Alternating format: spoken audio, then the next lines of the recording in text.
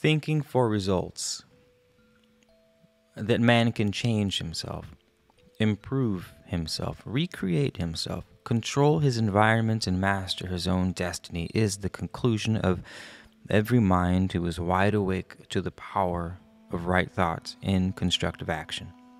In fact, it is the conviction of all such minds that man can do practically anything within the possibilities of the human domain when he knows how to think, and that he can secure almost any result desired when he learns how to think for results. Man is as he thinks, and what he does is the result of the sum total of his thoughts. The average person, however, thinks at random and therefore lives at random and does not know from day to day whether good or evil lies in their path. What he finds in his path is invariably the result of his own thinking, but as he does not know what results different kinds of thought produce, he creates both good and evil daily, not really knowing that he necessarily does either of these. When he likes under all sorts of circumstances, then he will have fate, destiny, environment, physical conditions, mental conditions, attainments, achievements, and in fact everything in his own hands. It is a well-known fact that we can produce any effect desired when we understand causes and can master those causes. Law of Hermetics, law of cause and effect, anybody? And as the process of thinking is the one underlying cause in the life of man, we naturally become master over all life when we can understand and master the process of thinking. Each process of thinking produces its own results in mind and body and acts indirectly upon all the actions and efforts of mind and body. Therefore, through adverse thinking, almost any undesirable condition may be produced, while almost any condition of worth and value can be produced through wholesome thinking. Certain processes of thought will lead to sickness, others, poverty, while processes of thought that are entirely different from these will lead to health, power, prosperity. Through chaotic thinking, one can bring about years of trouble and misfortune, while through a properly arranged system of thinking, one can determine his own future for years and years in advance. Everything that happens to a man is the result of something that he has done or fails to do. But since both actions and inactions come from corresponding states of mind, he can make almost anything happen that he likes when he learns to regulate his thinking.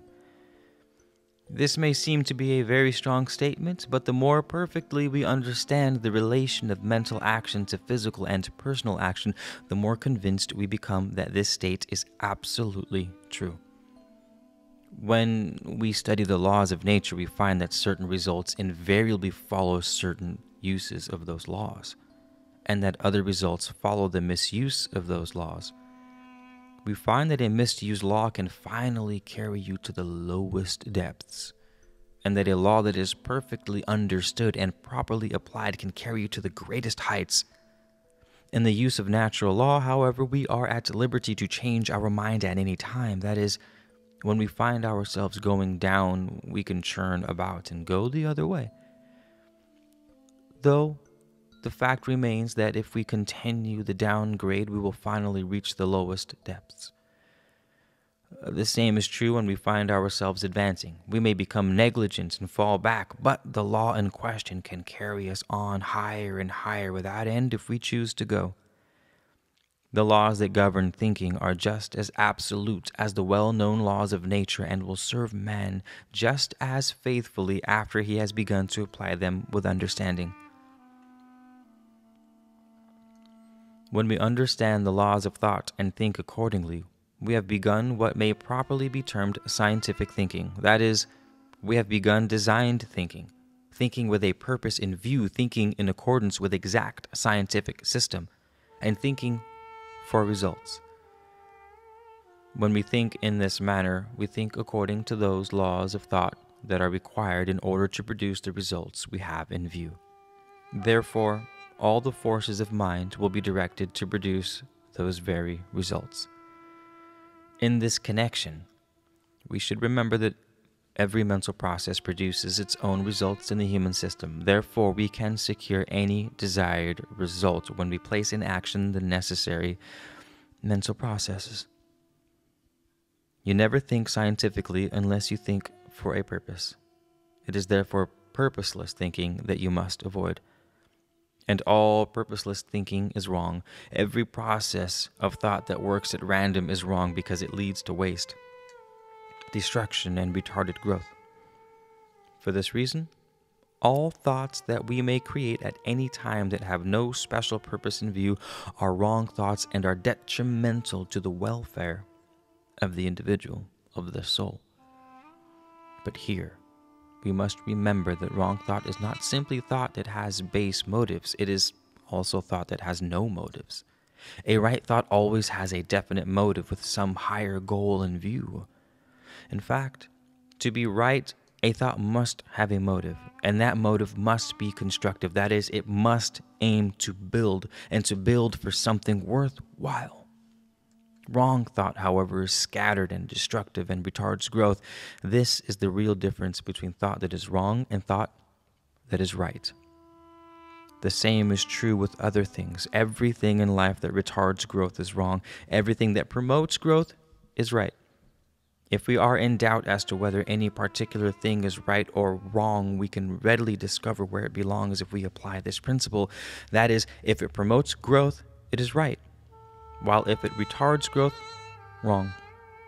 We shall find that all true systems of ethics or morals will be found to harmonize perfectly with this idea.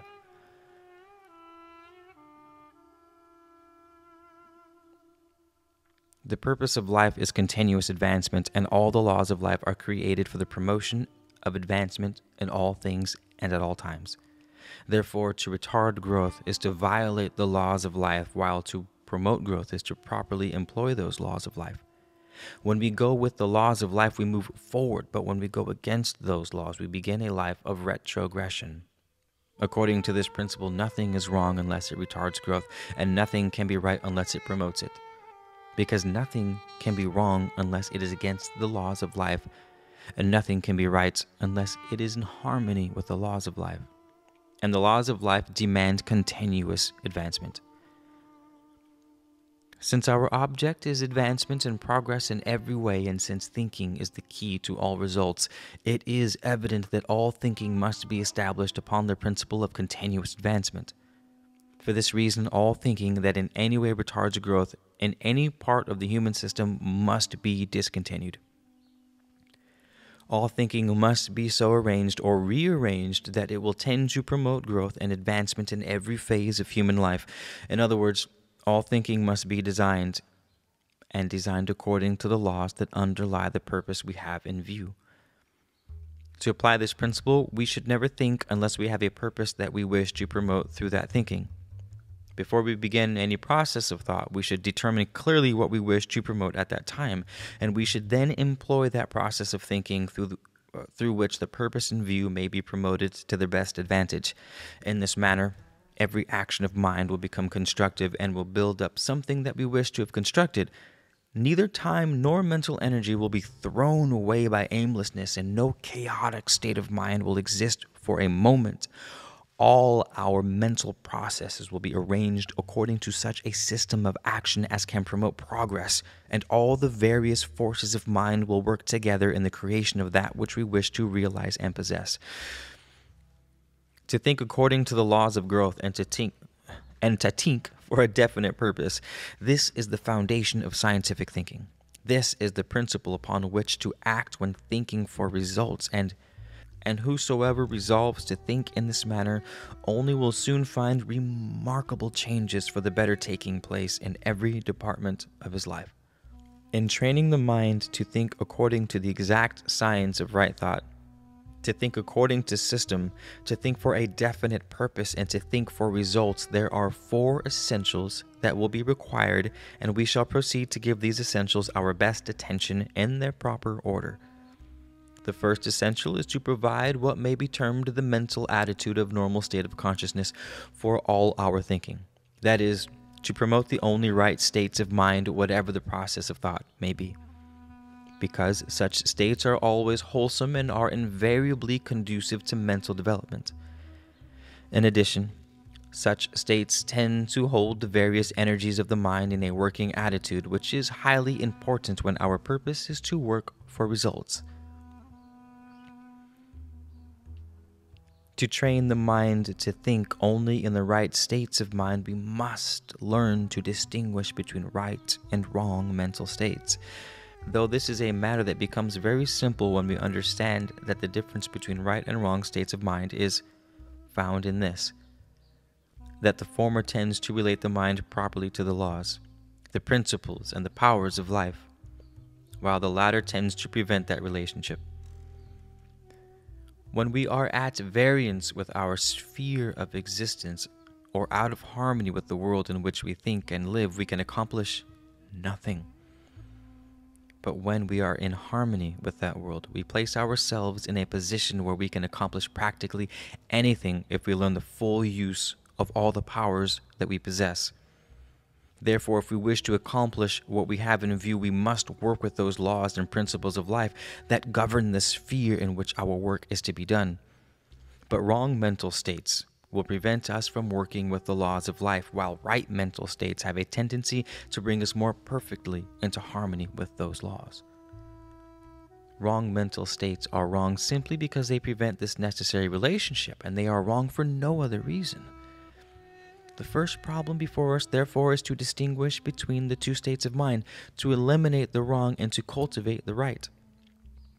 But to distinguish between the two is not difficult when we know that right states of mind always produce harmony between ourselves and those powers in life that we must use in order to realize our purpose in life, and that wrong states of mind always take us away from everything that has quality, away from superiority and worth, or that can serve us in realizing the greater and the better.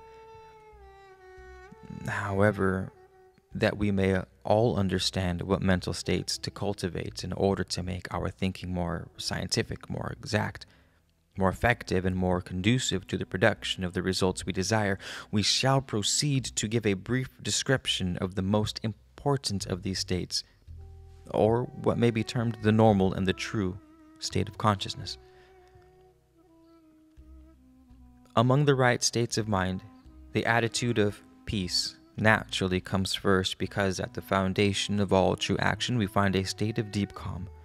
No growth is possible in confusion, nor can we enjoy the steps already taken while strife and disturbance prevail. But if we find that we are not in a perfectly peaceful attitude, the matter cannot be remedied through a strenuous effort to secure peace. Peace of mind comes most quickly when we do not try to be peaceful, but simply permit ourselves to be normal. To relax mind and body at frequent intervals will also aid remarkably, but the most important of all of this attainment is the attainment of the consciousness of peace. There is a state within us where all is still, and as nearly all of us have been conscious of this state at different times, we know that it actually exists. To cultivate the consciousness of this state is the real secret of attaining a permanent mental state of peace.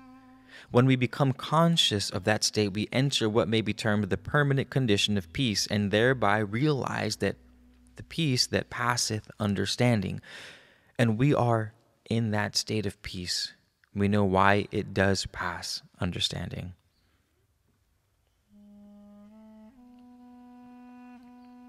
A further proof of this idea is found in the fact that the center of all action is absolutely still, and that from this center all action proceeds. In like manner, there is an absolutely still center in your own mind, and you can become conscious of that center by turning your attention gently and frequently upon the serene within. This should be done several times a day, and no matter how peaceful we may feel, we should daily seek a still finer realization of this consciousness of peace. The result will be more power, because peace conserves energy. The mind will be kept in the necessary attitude for growth, and you will avoid all such ills and failures as originate in mental confusion.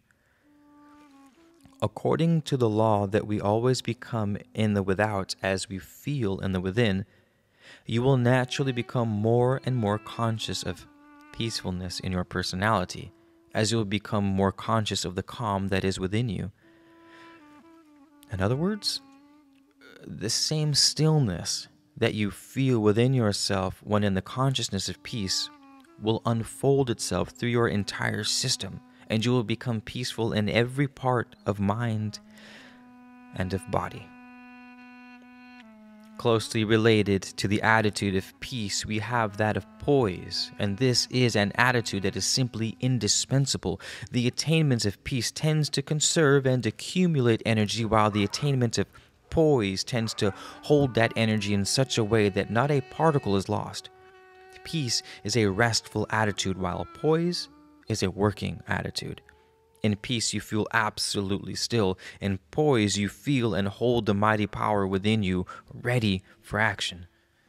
The well-poised mind is not only charged with enormous energies, but can also retain those energies in any part of the system and can direct them towards any effort desired. The poised mind combines calmness with power. Through the attitude of calmness, it retains its touch with the depths within and is thus constantly supplied with added life and power. Through the attitude of strength, it relates itself to the world of action and thus becomes able to go forth and do things. The attitude of poise, however, is not well developed in the average person, as the art of being peaceful and powerful at the same time is an art that has received but little attention. But it is something that is extremely important, and no one who desires to learn to think and act for results can afford to neglect this high art for a moment. To proceed with the development of poise, we should work, act, think, and live in the consciousness of peace and in the consciousness of power. That is, we should aim to combine peace and power in everything that we feel or do. Here we should remember two great truths. That is, that unlimited power is latent within us, and that at the depth of our being, everything is perfectly still. When you realize these great truths, you will feel more and more that enormous energies are alive in your being, but you will find that they never force themselves into any particular line of action, and that they never run over on the surface. On the other hand, you will find that you can hold those energies in perfect repose or turn them into your work just as you wish. When you have poise, therefore, all those energies will also have poise. They will be as you are, because they are your creations. The effect of poise upon thinking is very great, because the attitude of poise is the one essential attitude through which constructive work of mind or thought can be promoted. The essential attitude through which constructive work of mind or thought can be promoted. The object of exact scientific thinking is to bring about the results we have in view, but results follow only the true application of power, and power cannot be applied constructively unless it acts through the state of peace. We therefore understand why poise, the action of power in peace, is indispensable to every mode of thinking that aims to produce results. Another mental state of extreme value is that of harmony. And there is only a step from peace and poise to harmony. We may readily acquire the latter when we have acquired the former. In the attitude of peace, the mind finds its true self and its own supreme power. Through the attitude of poise, this power is brought forth into action and is held in its true spheres of action, but it is only through harmony that this power can act properly upon things or in connection with things. Nothing comes from the application of power unless it acts directly upon something, but it cannot act upon anything with the assurance of results unless there is harmony between the power that acts and the thing acted upon. No action should be attempted, therefore, until harmony is secured between the two factors involved. In this connection, we find that thousands of well-meant actions lead to confusion, sickness, failure, because no attention was given to the attainment of harmony. But the importance of attaining harmony before undertaking anything is realized when we learn that the real purpose of harmony is to bring the two factors concerned into that perfect relationship where they can work together for the promotion of the object in view. To secure harmony, it may be necessary for both factors to change their present positions. They may have to meet each other halfway, but there can be no objection to this. Our object in life is not to stand where we are, but to do something. And if we can do something of value by changing our present position, that is the very thing we should do. In fact, we can even return with advantage to positions that we imagine have been outgrown if something of value can be accomplished by such a move. The one thing to consider, however, is the result. Any movement that leads to results is a movement in the right direction. Harmony is not cultivated by isolation nor exclusiveness. There are many minds who think they are in perfect harmony when they are alone, but they are not. They're simply at rest, and the sensation is somewhat similar to certain states of harmony. We are in harmony only when we are properly related to someone else or something else. There must be at least two factors before there can be harmony, and those two factors must be properly related. The best way to cultivate the mental state of harmony is to adapt yourself consciously to everything and everybody that you meet. Never resist or antagonize anything, nor hold yourself aloof from anybody. Wherever you are, aim to look for the agreeable side of things and try to act with everything while in that attitude. And after a while, you will find it an easy matter to meet all things and all persons in their world. And when you can do this, you can unite with them in securing results that neither side could have secured alone. To secure results, two or more factors must work together, but they cannot work together constructively unless they are in harmony. That is, unless they are perfectly related to each other. To be in harmony, however, does not mean simply to be on good terms. You may be on good terms with everybody and not be in harmony with anyone. We are in harmony with persons and things when the two factors or sides concerned can actually work together for the promotion of some actual purpose. In the mental world, this law is very easily discerned and its operations found to be exact. You may have a fine mind, but if the different parts of your mind do not harmonize and work together, you will accomplish but little. And there are thousands of brilliant minds in this very condition. Then we find minds with simply a fair amount of ability who accomplish a great deal. And the reason is that the different parts of such minds are in harmony, working together according to the laws of constructive action. And here we should remember that wherever two or more factors actually work together, desirable results will positively follow. To harmonize with the adverse does not mean that you are to follow or imitate the adverse. At all times we should be ourselves. We should change nothing in our own individuality, but should aim primarily to adapt the actions of our individuality, whether physical or mental, to those things with which we may be associated. Under all adverse circumstances, we should remember that vice is virtue gone wrong, and that the power in the one is the same as the power in the other, the good misdirected, that is all. But you are not to harmonize with the misdirection. You are to harmonize with the power that is back of the action and try to use that power for some valued purpose. And here we find a subject upon which volumes could be written. But the real secret that underlies it is simple. Adapt yourself to everything and everybody with a view of securing united action for greater good.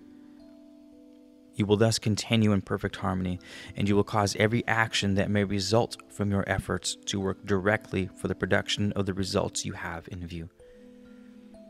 The three states of mind mentioned in the previous chapter will naturally lead us to a place where results can be secured, but how great these results are will be dependent upon the loftiness of our aim. Therefore, a mental state will be required that will constantly center attention upon the high places of attainment, and such a state we find in aspiration. But here, we must know the difference between aspiration and ambition, especially when they act separately. When ambition acts aside from aspiration, the aim of the mind will be to promote the personal self by calling into action only those powers that are now active in the personal self. Such an action, however, tends to separate the personality from the greater powers within, which will finally produce a condition of personal inferiority. We have seen this fact illustrated so frequently that it has become proverbial to say that personal ambition, when in full control of the mind, invariably leads to personal downfall.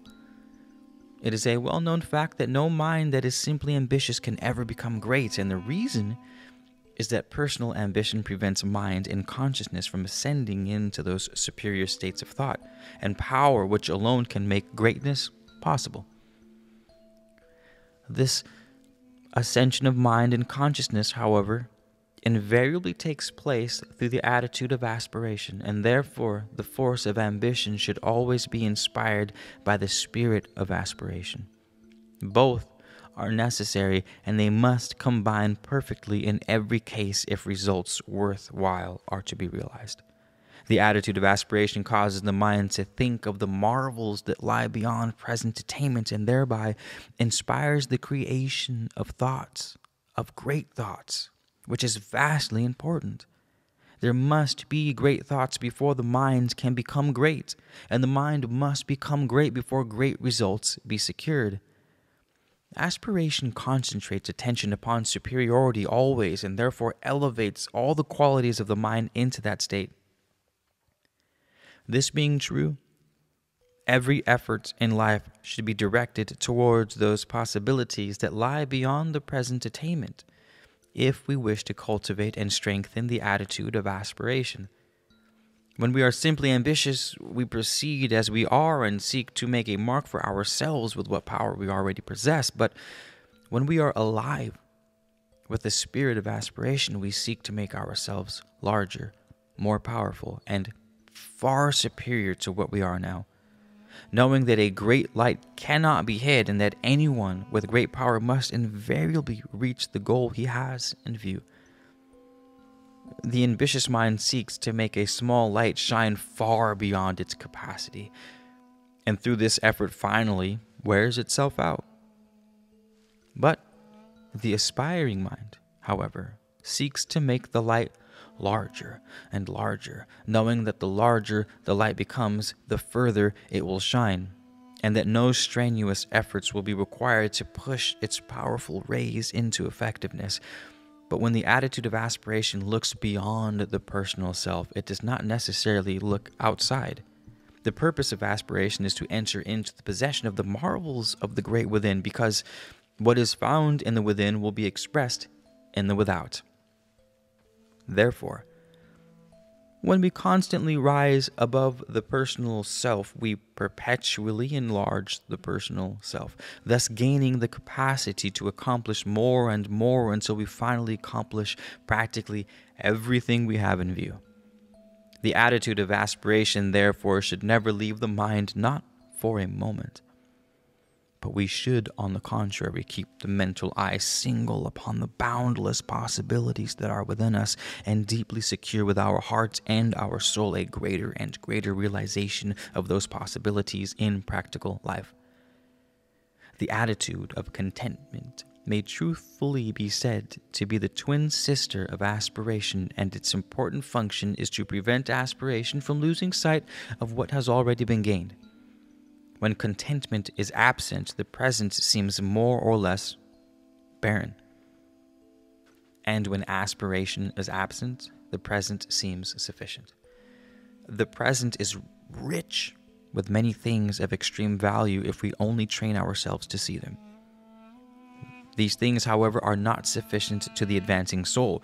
Greater things are at hand, and it is our privilege to press on through the realization of those greater things. We must therefore conclude that the true attitude of mind in this connection is to be content with things as they are now, and at the same time reach out constantly for greater things. When contentment is absent, the present is not fully utilized, and we cannot attain the greater things until we have fully employed what has already been received. When aspiration is absent, the present is used over and over again like the air in a closed room, and the result must be mental stagnation, failure, and finally extinction. When we look at this subject from another point of view, we find that the mind that is not contented cannot be developed, nor can such a mind make the best use of the powers it may now possess. Every moment, therefore, should be filled with contentment and perfect satisfaction. But every moment should also be filled with a strong desire for still greater attainments and achievements. In such a state, where contentment and aspiration are combined, we shall find life to be a continual feast, each course being more delicious than the one preceding. We shall also find such a life to be the path to perpetual growth and continuous joy. The attitude of gratitude is closely related to that of contentment and is one of the greatest of all mental states. And the reason why is found in the fact that no mind can be right nor think constructively unless it is filled with the spirit of gratitude. The fact is that new life is coming to us every day, and with it, new opportunities. Every moment, therefore, is richer than the one before. But if this coming of new life and new opportunities does not add to the richness and value of our own personal life, there is a lack of gratitude. And the explanation is that where gratitude is lacking, the mind is more or less closed to the many good things that are coming our way. The grateful mind, however, is always an open mind, open to the newer, the higher, and the better, and therefore invariably coming into possession of more and more of those things. The entire race is moving forward with the stream of continuous advancement. Better things, therefore, are daily coming into the life of each individual. If he does not receive them, the reason is that his mind is more or less closed on account of the lack of gratitude. For let us remember in this connection that the mind simply must be grateful for everything in order to be open to the reception of new things and better things. We simply cannot receive better things unless we are truly grateful for that which we already possess. This is the law in this matter, and it is a law that will bear the most rigid analysis. To give thanks, therefore, with the whole heart for everything that comes into life, and to express constant and whole-souled gratitude to all the world for everything that is good in the world, this is the secret through which we may open the mind to the great cosmic influx, that influx that is bringing into the life of every individual the richness and the power that complete life has in store for every individual. But in order to be grateful in the best and most perfect manner, we must have appreciation.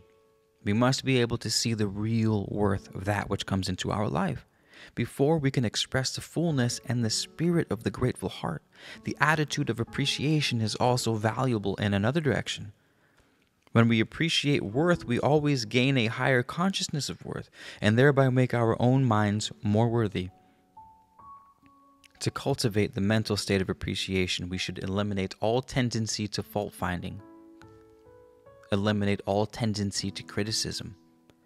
We should make a special effort to see the worthy qualities in everything and everybody with which we come into contact. The result of such a practice will not only be a better appreciation with a deeper insight into the superior qualities of life, but also the building of a more wholesome mind. Realizing the value of appreciation, we should, whenever we discover a lack of appreciation in ourselves, proceed at once to remove the cause. We shall not hesitate in doing this when we find that a lack of appreciation also tends to give the mind a false view of things, which prevents the acquisition of the best life that it has in store. The appreciative mind has a natural tendency to look upon the better side of things. But this tendency becomes complete only when the optimistic attitude is added. To be optimistic, however, does not mean to think that black is white or that everything everywhere is all right.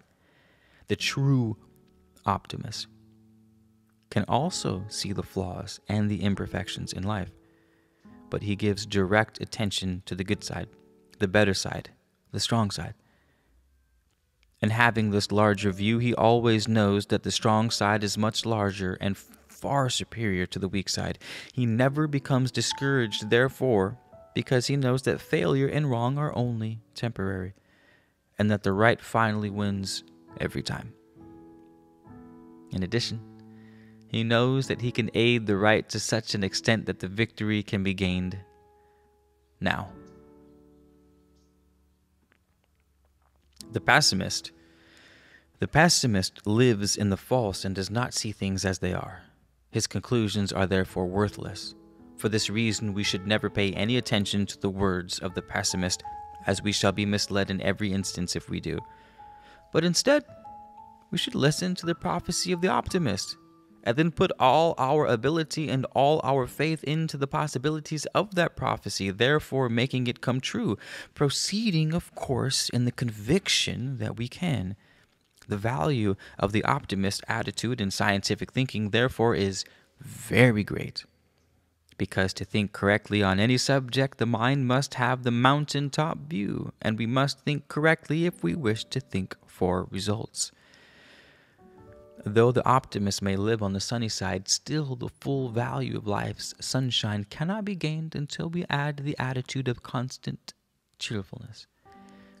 To be cheerful, bright, happy, joyous is absolutely necessary if we wish to think scientifically, think constructively, and think for results. When we proceed to think for results, we think for a purpose.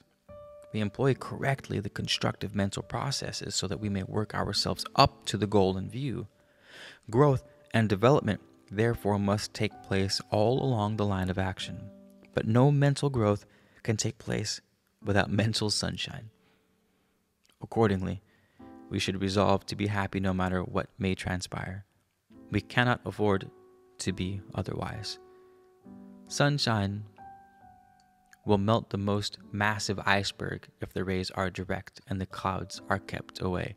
And it is the same in daily life. No matter how cold, disagreeable, and uncongenial your present environment may be, plenty of mental sunshine can change it all. It pays to be happy. Cheerfulness is a most profitable investment, and there are no riches that are greater than constant joy.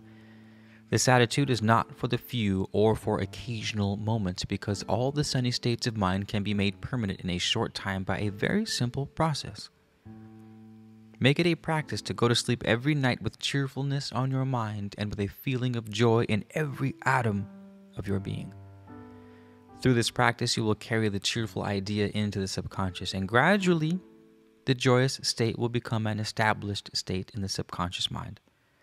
The result will be that the subconscious will express cheerfulness and wholesomeness at all times, and it will become second nature for you to have a sweet disposition, a sunny frame of mind, and an attitude of perpetual joy.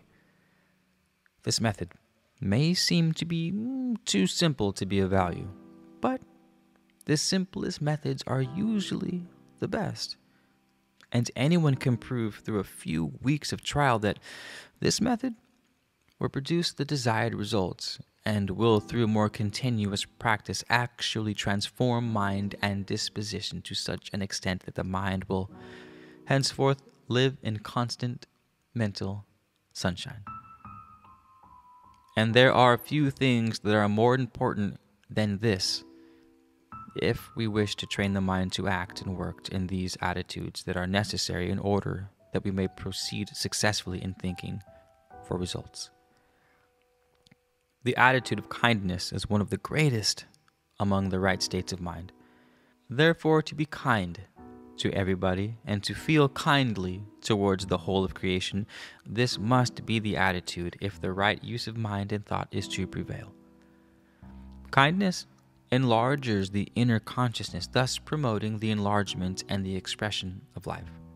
and it also creates the tendency to give one's best, and there is nothing that brings forth the greater life and power within us so quickly and so completely as the giving of one's best in all things and at all times.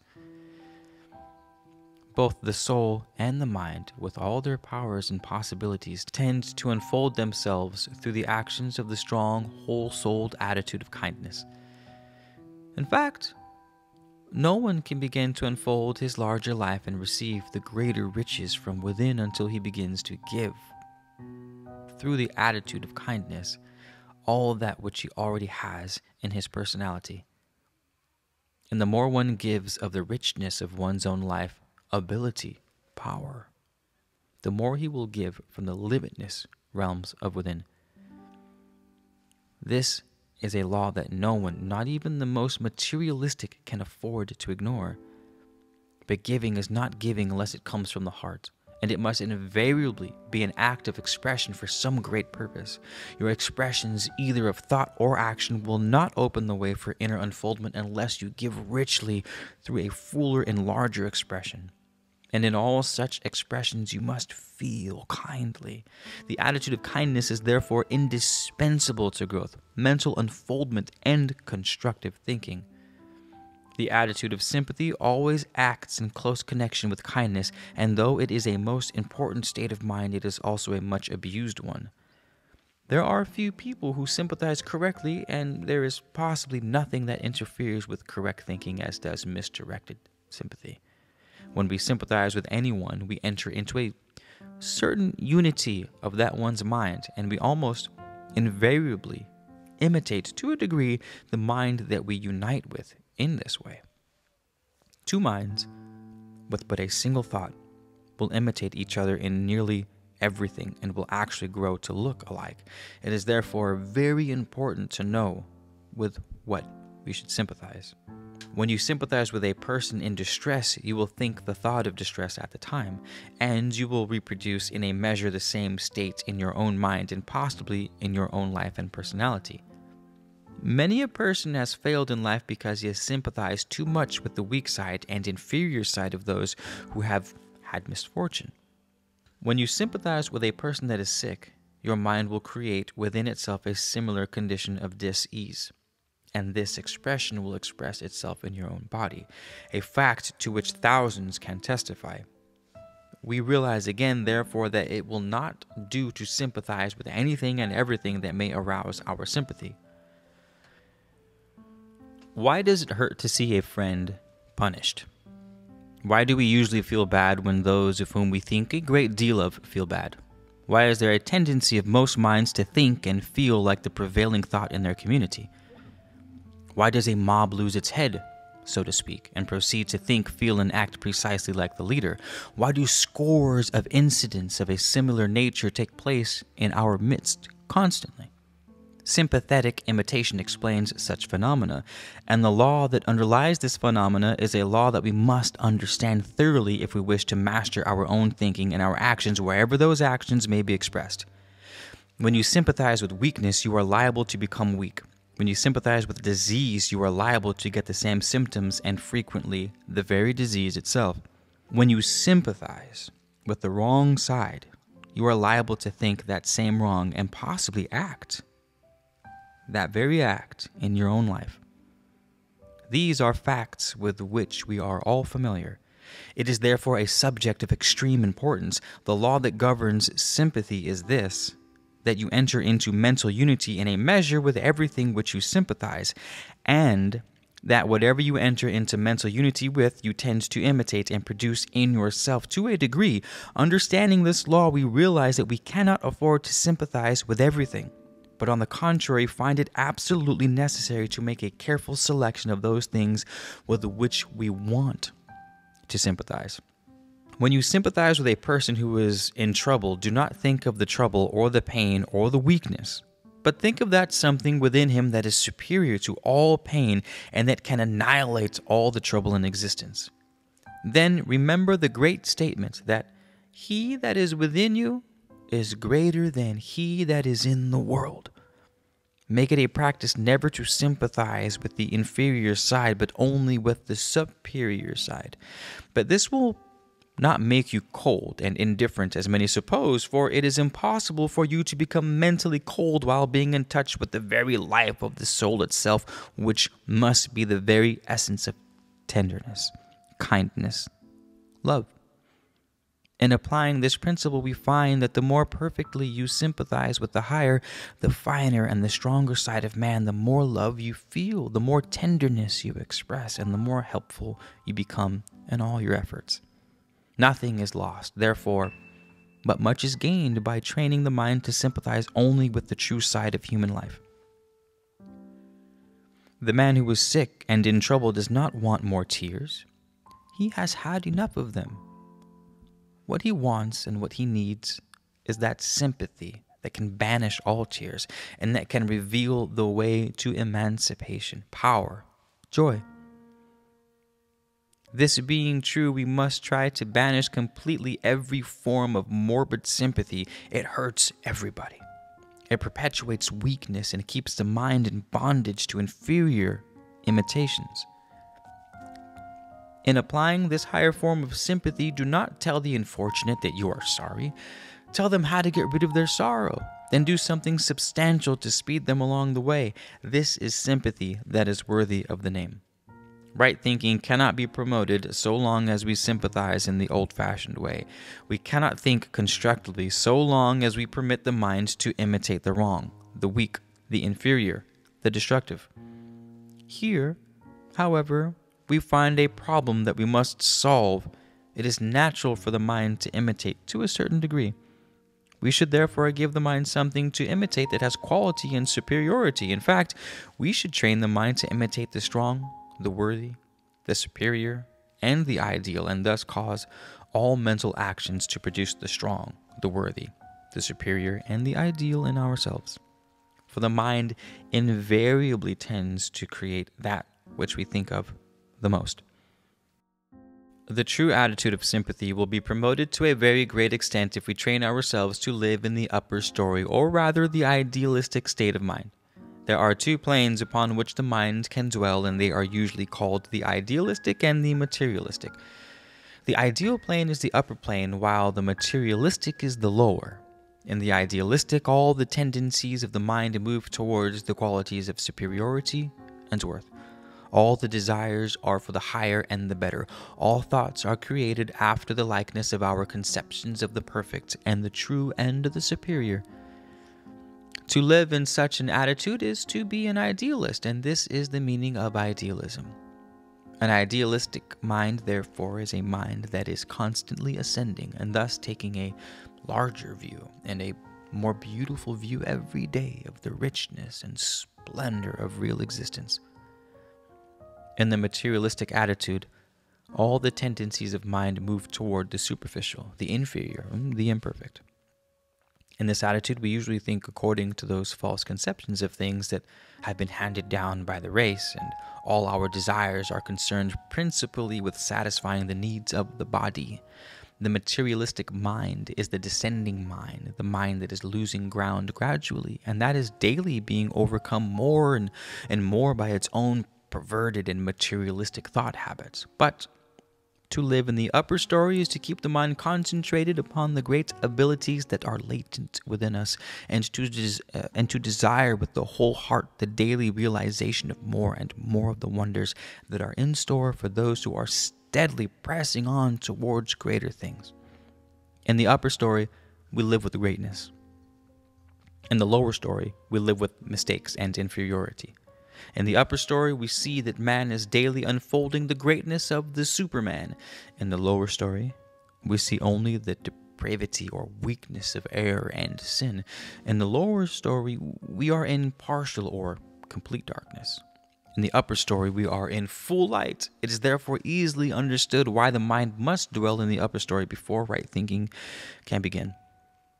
After beginning to live in the upper story, the consciousness of superiority and supremacy will naturally appear, and these two states should be thoroughly developed. We should all train ourselves to feel that we are superior beings, not superior to others because we are all superior, but superior to everything that pertains to personal existence, superior to ills, to pains, to weaknesses, mistakes, failures, and superior to everything that is imperfect or undeveloped. Here we should remember that the consciousness of superiority does not produce vanity or egotism. When a person has really become conscious of the superiority of his true being, he is above all small and questionable states of mind. When you are superior, you do not have to make any display of the matter to prove it. It will show in your life and in your work, and actions speak ever more eloquently than words. The principal reason why the attitude of superiority is so important is because it unites the mind with everything in your life and your thought that has quality, and thereby gives you everything in your mind and personality the stamp of greater worth. And it is a well-known fact that whenever we enrich our thoughts or any expression of thought, we tend to enrich everything in our life and those things that we produce through our work. The attitude of supremacy should refer to your own being only, to rule supremely in your own domain, and not to interfere with the domain of anyone else. This is the true purpose of self-supremacy. And the value of self-supremacy is to realize not only in its power to give the individual self-mastery, but also in the fact that when the mind feels that it is superior, it can more easily think its own thoughts and thereby prevent the practice of imitating false actions or ideas from others. It must therefore be quite evident that this state is absolutely necessary to scientific thinking and to the art of thinking for results. The mind that recognizes its own supremacy is a strong mind and will therefore seek to extend its power wherever the enlargement of life can be promoted. But to accomplish this, the mind must be positive. That is, every action of the mind should be filled, so to speak, with a thought current that tends to press on and on to the goal in view. The positive mind, however, does not force its way, but wins because it is strong. And every mind becomes strong when constantly filled with thoughts that are positive and determined, focused. To the attitude of positiveness, we should add those of push and perseverance, because these two attitudes tend to promote the increase of the results that are already being gained. And there is nothing that succeeds like that which is constantly pressing on to greater success. When we proceed to think for results, we are invariably imbued with the spirit of advancement. Therefore, to increase the power of this spirit, the mind should cultivate the persevering attitude and should feel a strong desire to push forward into the ever-enlarging realms of perpetual growth. But in this connection, we must not forget courage and patience, nor the progressive attitude. It has been well said that we all could accomplish far more if we would only attempt more. But in the majority, courage generally fails when in the presence of great undertakings. This, however, we cannot afford to permit. To the attitude of courage, we should add the mental states of self-reliance and self-confidence, and still greater gain will be realized. In fact, these two states are of such value that their importance cannot be described in words. They are not sufficiently developed in the average person, however, because he depends too much upon environments, opportunities, associates, and not enough upon himself. The great soul depends upon nothing exterior to itself. Such a soul makes opportunities to order and changes environments to comply with requirements. Such a soul turns adversity into a willing servant and makes every obstacle a new path to greater achievement.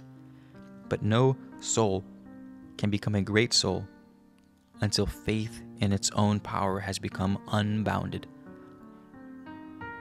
The strong, positive mind may at times go beyond its own domain and may sometimes act in realms where it has no legal right, but this can be prevented through the attitude of non-resistance.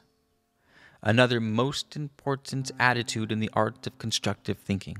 The attitude of resistance is always destructive and therefore interferes with the real purpose of right thinking, but it is not necessary to resist anything. That which is inferior will disappear when we produce the superior, and not until then.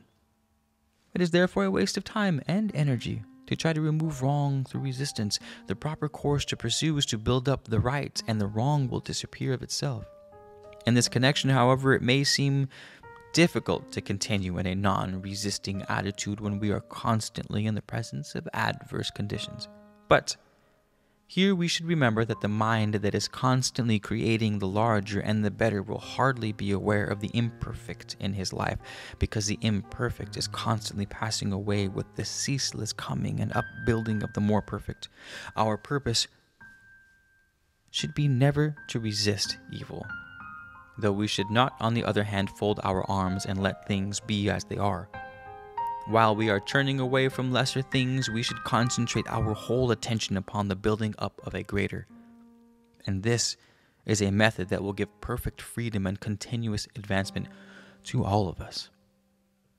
To the practice of non-resistance, we should add forgiveness. Forgiving everybody, even yourself. To condemn anything or anybody is a misuse of the mind. So long as we condemn the wrong, the mind is forcefully directed towards the wrong. The mental picture of wrong becomes more deeply stamped upon the subconscious, and more thoughts and mental states will be created in the likeness of those impressions or pictures. These impressions will reproduce themselves in us, and this is how we tend to create in ourselves what we condemn in others. The reverse of this principle is also true. That is, that we tend to create and build up in ourselves the good that we commend and appreciate in others. To promote the cultivation of forgiveness, we should become conscious of real purity, and the reason for this is readily understood when we remember the statement about the eye that is too pure to behold iniquity. Why the pure eye does not see evil is a subject too large to be discussed here, but we shall find that the more perfectly we develop the consciousness of purity, the smaller and more insignificant evil becomes to us, and the easier it becomes to forgive everybody for everything. In the attitude of mental purity, we look upon the mistakes of the world in the same way as we look upon the false notes that the child makes while learning to play. We want those false notes corrected, but we do not call them bad. We know that the child will learn to play perfectly later on, not by being punished or scolded, but by being taught thoroughly and consistently. It is the same with the mistakes of the human race, and those mistakes should be dealt with in the same manner. One of the very important states of mind is that of justice, or the consciousness of justice, and it is most necessary that we cultivate the habit of being just even in minute details. The just mind can readily direct its processes of thought and creation into those channels of action, those that are in harmony with the laws of life. While the mind that is not just will misdirect many of those processes and thereby produce all kinds of detrimental conditions of mind and body. In a state of justice, everybody has his own. Therefore, to be just is to so act that you never deprive anyone of his or her own, nor fail to render to anyone that which is his own. To know what really belongs to you and what really belongs to others, however, may at first sight seem to be a difficult problem, but we cannot solve it by looking at external possessions. We become just by developing the consciousness of justice and not by measuring this to one and that to the other. To execute justice in the world or in any connection with any of our own actions, we must realize justice in our own soul, because effects do not precede causes. And if all moral teachers in the world would cease their criticisms of power and systems and give their entire attention to the development of the consciousness of justice in mind of the whole race, we should soon have an order of things which would be absolutely just to all. In our own thinking, however, the attainment of this consciousness of justice is so absolutely necessary that it should be given a most prominent place in all our efforts, because it is only through consciousness of justice that all misdirection of thoughts and energy can be prevented. There are 3 additional states of mind required to make this study complete, and these are refinement, receptivity, and faith. But we need not take the time to give them special attention, as we all understand their nature and importance. Faith and receptivity have special functions to perform in all kinds of mental actions and development, and the advancing processes of the mind must of necessity be a refining process. Otherwise, growth would be an impossibility. The purpose of scientific thinking, therefore, cannot be promoted unless the entire system is permeated with the consciousness of refinement. And to attain this consciousness, we should picture before us the most refined state of the ideal that we can possibly conceive, and keep this picture before us constantly with the deep desire to make it real. The above is a brief analysis of the most important of the right mental states, those states that are needed to place the mind in the state of action that is absolutely necessary if we wish to think for results. We are now ready, therefore, to proceed with the real process of thinking. Are you ready? Every normal person has a definite goal that he expects to reach. Some purpose for which he is living, thinking, working. One or more objects that he is trying to gain possession of. But how to realize this ambition is the problem. And though he hopes to find the solution in some way, that way is not always clear as they would like it to be.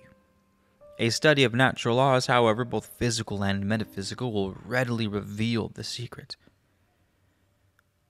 When we study natural laws, we find that aimless living is wasteful, deteriorating, and detrimental both to the individual and to the race. And the same study reveals the fact that all the laws of nature are constructed for the promotion of progress and growth. Therefore, to be natural, we must move forward. And to move forward, we must have a definite purpose. From this, we conclude that the life with a definite purpose is the only natural life. And as it is natural, nature must be able to provide a way by which such a life can be perfected fully and completely. In other words, there must be a solution for every problem. This being true, he who seeks the solution will certainly find it. Nature is dual, physical, and metaphysical. What we fail to find in the one, therefore, we shall certainly find in the other. And the study of the larger metaphysics gives us the solution for the problem under consideration. This solution is based upon the discovery that thought is the one power that determines the life, the position, the circumstances, and the destiny of man. And that to use that power, we must learn to think for results. Whether the individual is to move forward or not depends upon what he thinks. His actions, his intentions, his motives, his plans, his tendencies, his efforts, all of these play their part.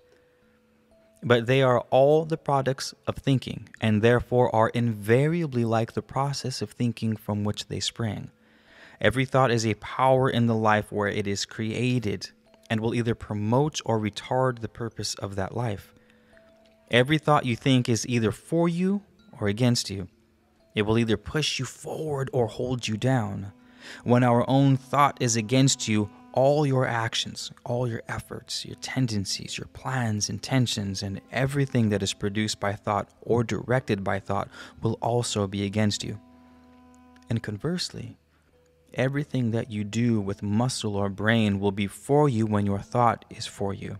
This is a fact, the importance of which is certainly great.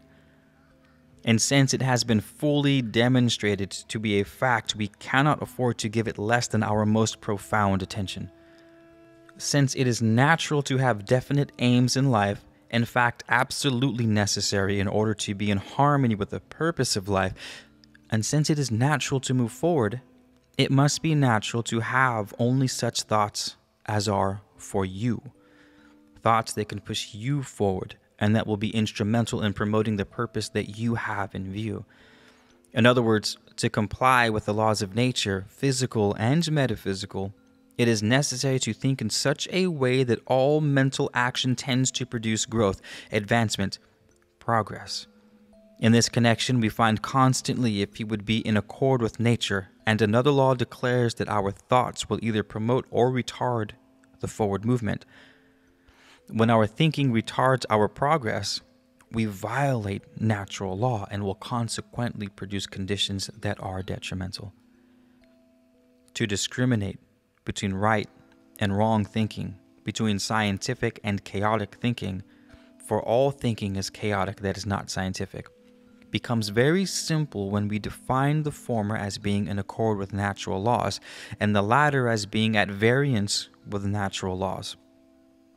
Or, to be more explicit, scientific thinking is the formation of all such mental actions, mental states, and mental forces as have the power to produce in our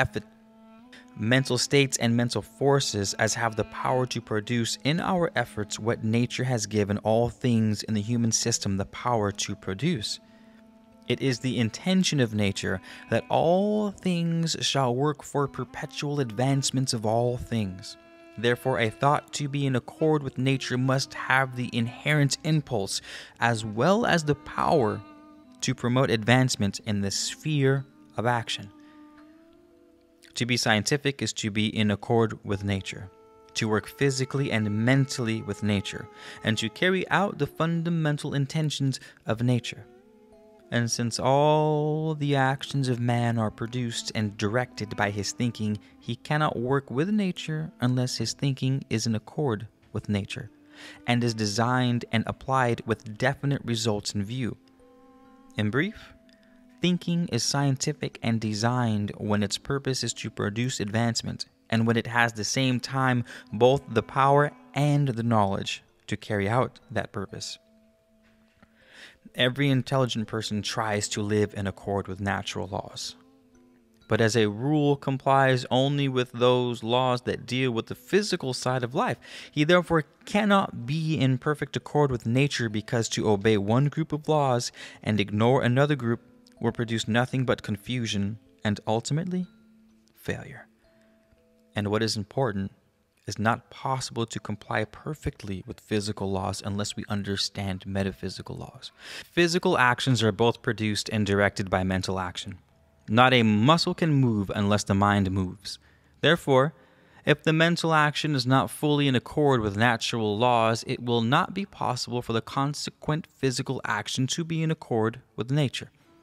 It is not difficult to understand, therefore, why the majority of those who have tried to live in accord with nature and tried to apply fully the powers and possibilities of nature have not succeeded in as large a measure as their ambitions might desire. They have tried to bring physical actions into harmony with nature, while their mental actions have been more or less at variance with nature. They have tried to make their actions scientific, while their thinking remained unscientific. And here we have the cause of practically all the trouble, all the confusion and failure in the world.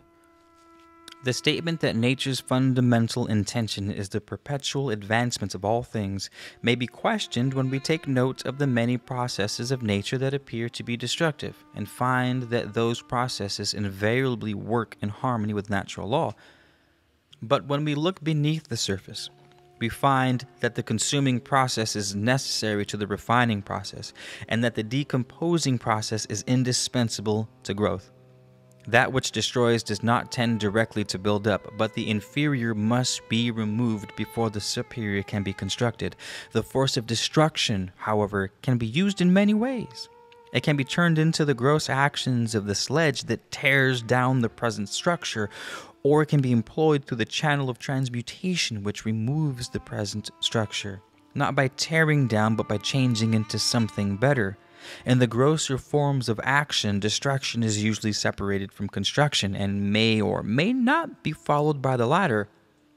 But in the higher forms, both construction and destruction are one. The inferior is destroyed by being immediately transmuted into the superior.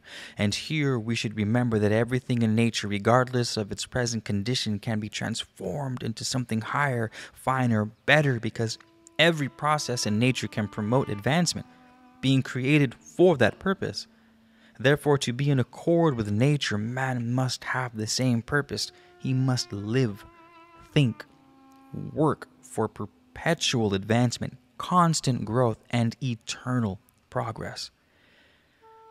In preceding pages, it has been stated that the foundation of scientific thinking consists of thinking only in the attitude of right mental states, and the principal right mental states were enumerated and defined.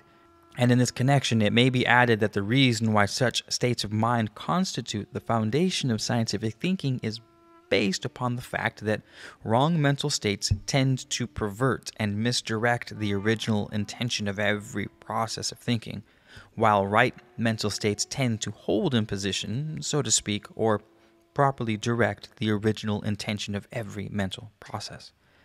To think scientifically and to think for results is to think with a definite object in view. That is, to so think that every thought will aid in the realization of that object. Therefore, it cannot be scientific to originate a mental process with a certain object in view and then permit that process to be misdirected. But this is what we continue to do so long as wrong mental states are permitted to act in the mind. A misdirected mental process always creates thoughts and mental actions that are foreign or adverse to the original intention of that process and are in consequence detrimental.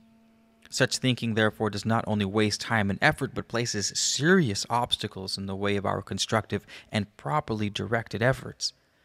In the average mind, we find mental states that are right as well as those that are wrong.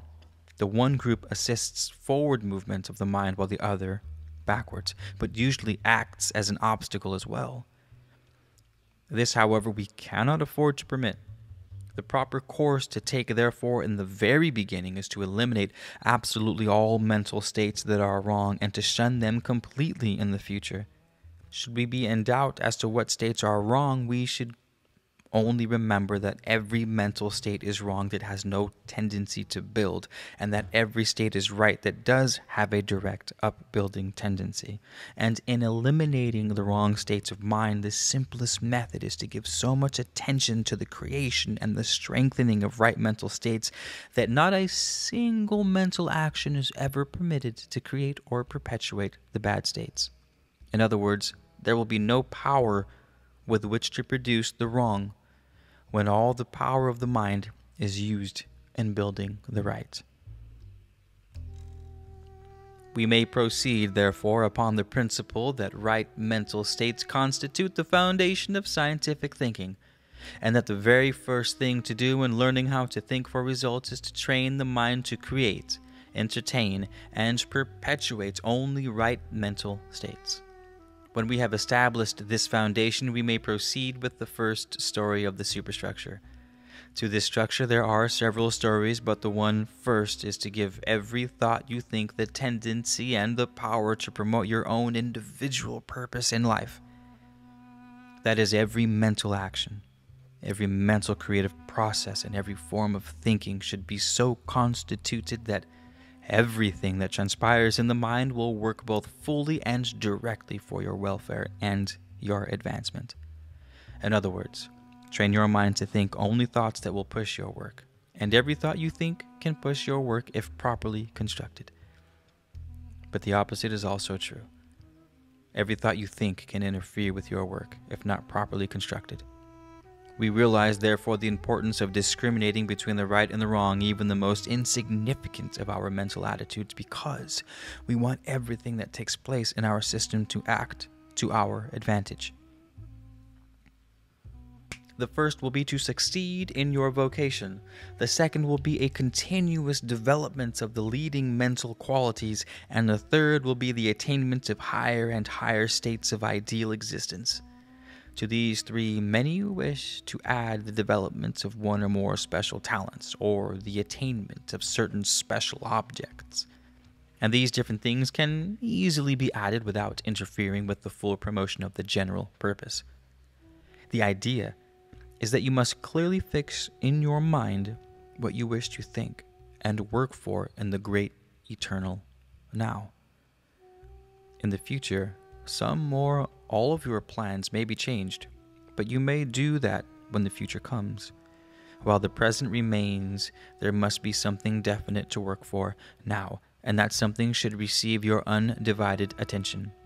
By doing justice to the present, we shall be far better equipped for the opportunities of the future. In fact, the very best way to prepare for the future is to be your very best in the present. And if you are your best in the present, your future will certainly be better. Whether you have a few objects or many that you wish to realize, place them properly in your mind, giving each a special position before your mental vision, and then hold these objects constantly. Hold them constantly before you as the great goal for which you desire to live, think, and work. Center all your attention upon that goal, mentally moving in that direction every moment and turning on the full current. No force of thought or action must go to the left or to the right. Every force you place in action in your system must aim upon thy goal and must proceed with the definite purpose of helping you reach that goal. In brief, you must actually live in every sense of the word for the purpose you have in view. That does not mean, however, that you must ignore the interest of others or become oblivious to the many phases of life that exist about you. The mind is complex and consciousness is capable of many grades of action. Therefore, you can, in general, be interested in everything that has worth. But all these other interests must be made a channel through which your fundamental purpose can be promoted, or rather, an aid to the great plan for which you live. If you are a businessman, you need not ignore music, art, or literature. The more you have these, the better for your business, provided you employ them as forces of inspiration. Though it is necessary for you to concentrate your life upon your business, still you must constantly enlarge your mind, enlarge your character and your soul, in order to ensure increased success in your business. Your capacity for work and your power to improve the quality of your work must develop, and everything in life that has worth can be made to promote your own individual growth. In other words, be interested in everything that has quality and worth anywhere in life, and use everything you gain through this interest for making of your own life larger, richer, more successful. It is not the narrow mind that succeeds. The mind that invariably realizes the greatest success is the mind that is broad, and at the same time has the power to focus the whole of its larger capacity upon the one thing that is being done now. When you constantly focus your mind upon that which you are living for and working for, you are giving all your creative powers to those faculties and talents that are required in the realization of your objects in view. It is therefore evident that the larger your mind is, both in its capacity and power, the greater will be the results. It requires ability and power to do things.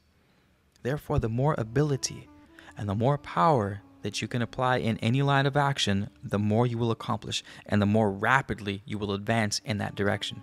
And for this reason, we do not wish to throw away ability and power upon those things that cannot promote our present progress. We do not wish to give thought and attention to plans that are of no use to us now. We may need those plans someday, but the plans that we can use now are the only ones that have a right to our present attention. The idea is to think that you can, to think for results and to give your life in the present to that which you can use in your life at present. This is not done, however, when we permit aimless thinking, and the amount of life and ability that is thrown away in this matter is enormous. Aimless thinking has the same effect upon your capacity and ability as punching holes in the boiler has upon the capacity of the engine. But the giving of attention to foreign or temporary plans is just as wasteful. When you decide upon a plan, see it through. Give your whole life to this plan. Turn the full force of your whole mind upon it and keep it that way until you are ready for some greater plan. You will thus build yourself up and prepare yourself for a greater plan. And when such a plan arrives, which, positively, it will, Drop everything else and give this new plan the full force of your undivided attention. Too many minds are constantly wishing they were in some other kind of work, and thus diverting their attention every few moments from the work in which they are engaged in now. The result is not only poor work, but they place themselves in a position where they can never find opportunity for advancement. If you want something better to do, do your present work so well that it becomes a stepping stone to another. It is the man who thoroughly fills his present place that is asked to come up and fill a larger one. But no man can fill his present place to such full capacity unless all the life and all the power that is in him is applied directly in producing results in that place. Since thought is a definite power with great constructive possibilities, the more thought we give to our work, the more successful we shall be in that work, provided our thought is scientific, designed, and constructive. This is simple. On the other hand, whenever we encourage aimless thinking or wishing for something else that we do, we are taking power away from our work, thereby decreasing results. One of our first principles in thinking for results, therefore, is to give your whole attention to your present work, to give all your creative power to the building up of the purpose at hand, and to cause every mental action to act in such a way that it will act with the plans and for the plans you are now seeking to push through. The next question will naturally arise is that knowing what to think about or work and objects that we have in view, every mental state becomes the mother of ideas. Every idea can produce a tendency of mind, and every tendency tends to draw mental actions in its own direction. A false conception will produce false ideas. False ideas will originate false tendencies, and false tendencies will lead the mind into mistakes. To promote any purpose, however, mistakes must be avoided as far as possible. Everything must be done correctly, and whatever is done should be done better and better every time. The way we think, therefore, of what we are to do or the objects we have in view will directly determine the results that are to be attained. When you think about your work as being difficult, you form a wrong mental conception.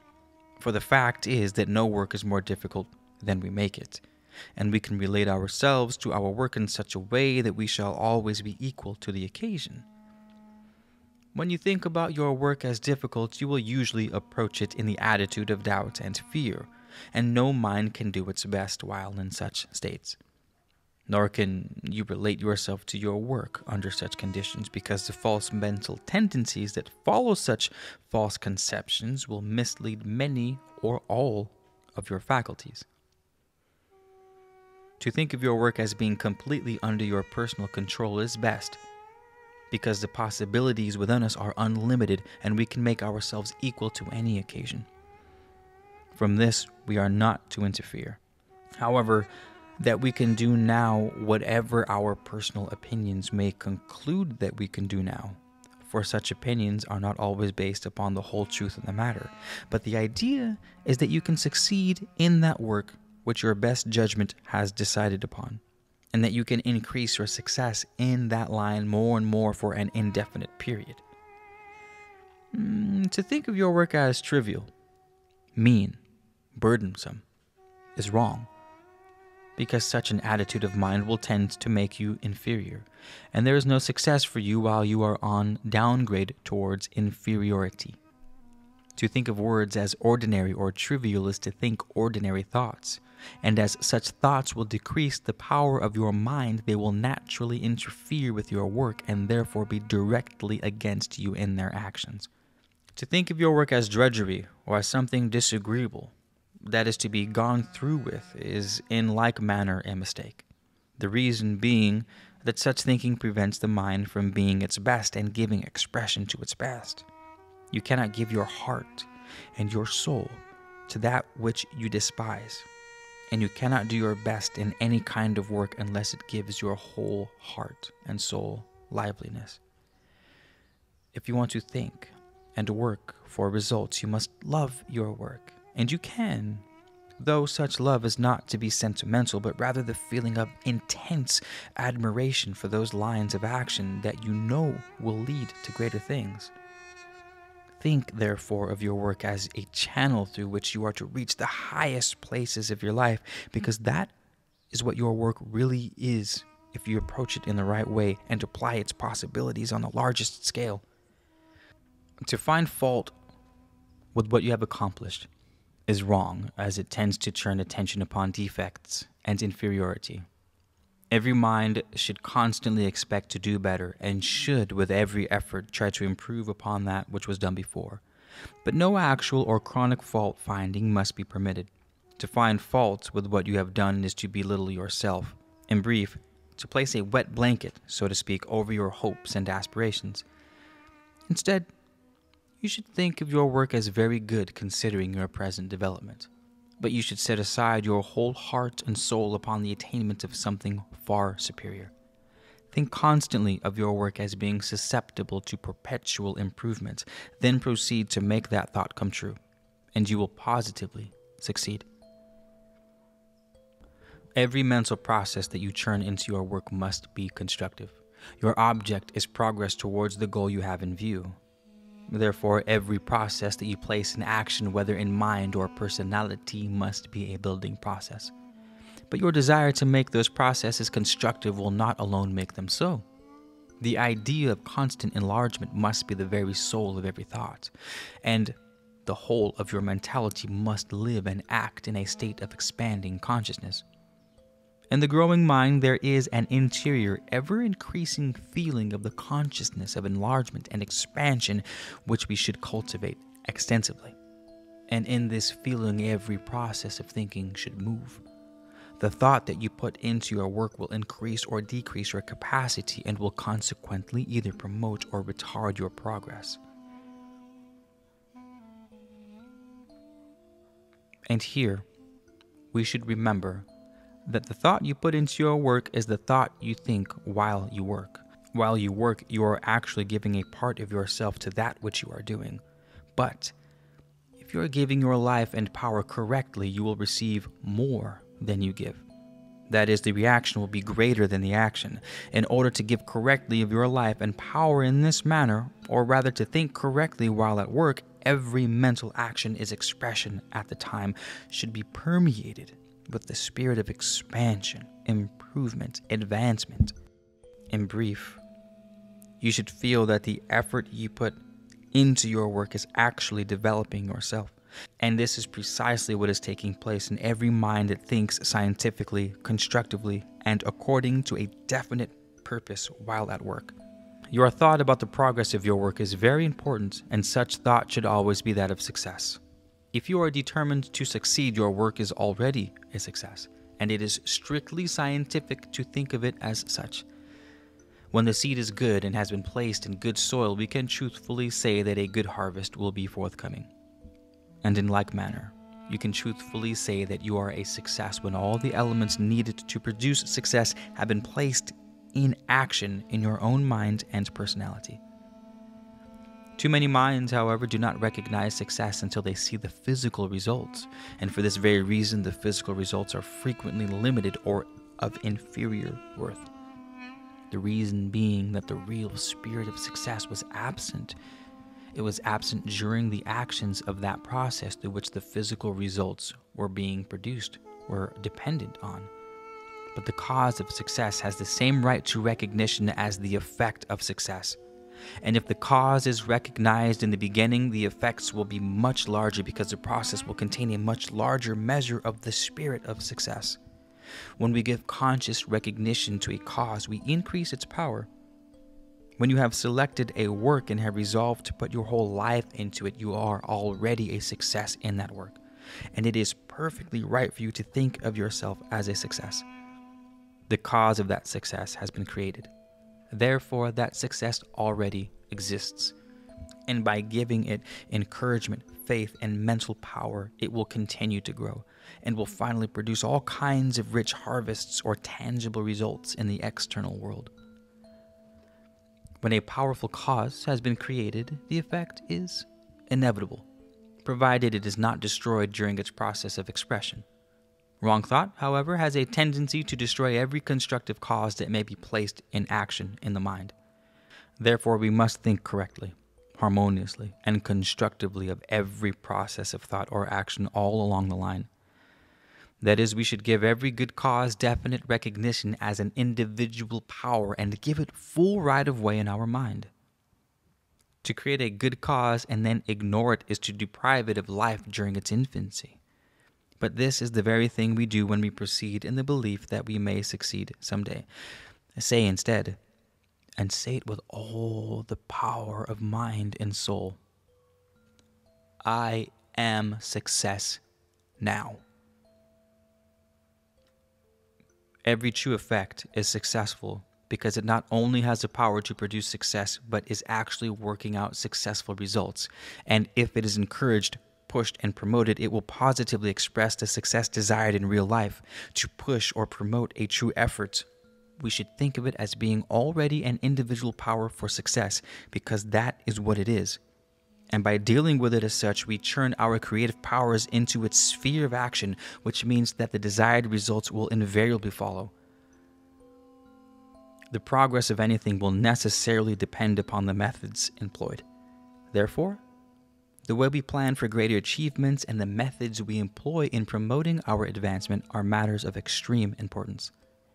Every plan should be directly related to the purpose which it is intended to promote, and every method we employ should be based upon the laws required to carry it out. It is also important to increase the capacity of every new plan as much as possible in formulating the best plans and methods. However, the laws of life should be thoroughly understood, especially those laws that act in the metaphysical field, because all physical action, to be effective, must be preceded by effective mental actions. But in addition to having the right methods, the right plans, and knowledge of constructive action, physical and mental, we must also have a powerful faith if we wish to work and think for results. When we plan for greater things and have faith in greater things, we shall certainly see those greater things realized. In fact, the power of faith in the promotion of any plan or purpose is so great that no one can afford to give it otherwise than the most thorough attention. Though faith in one of its phases is what may be termed a mental attitude, an attitude with an upward look, still, it is in its most important phase a positive mental force. The mental force or action of faith is always elevating, expanding, it's constructive.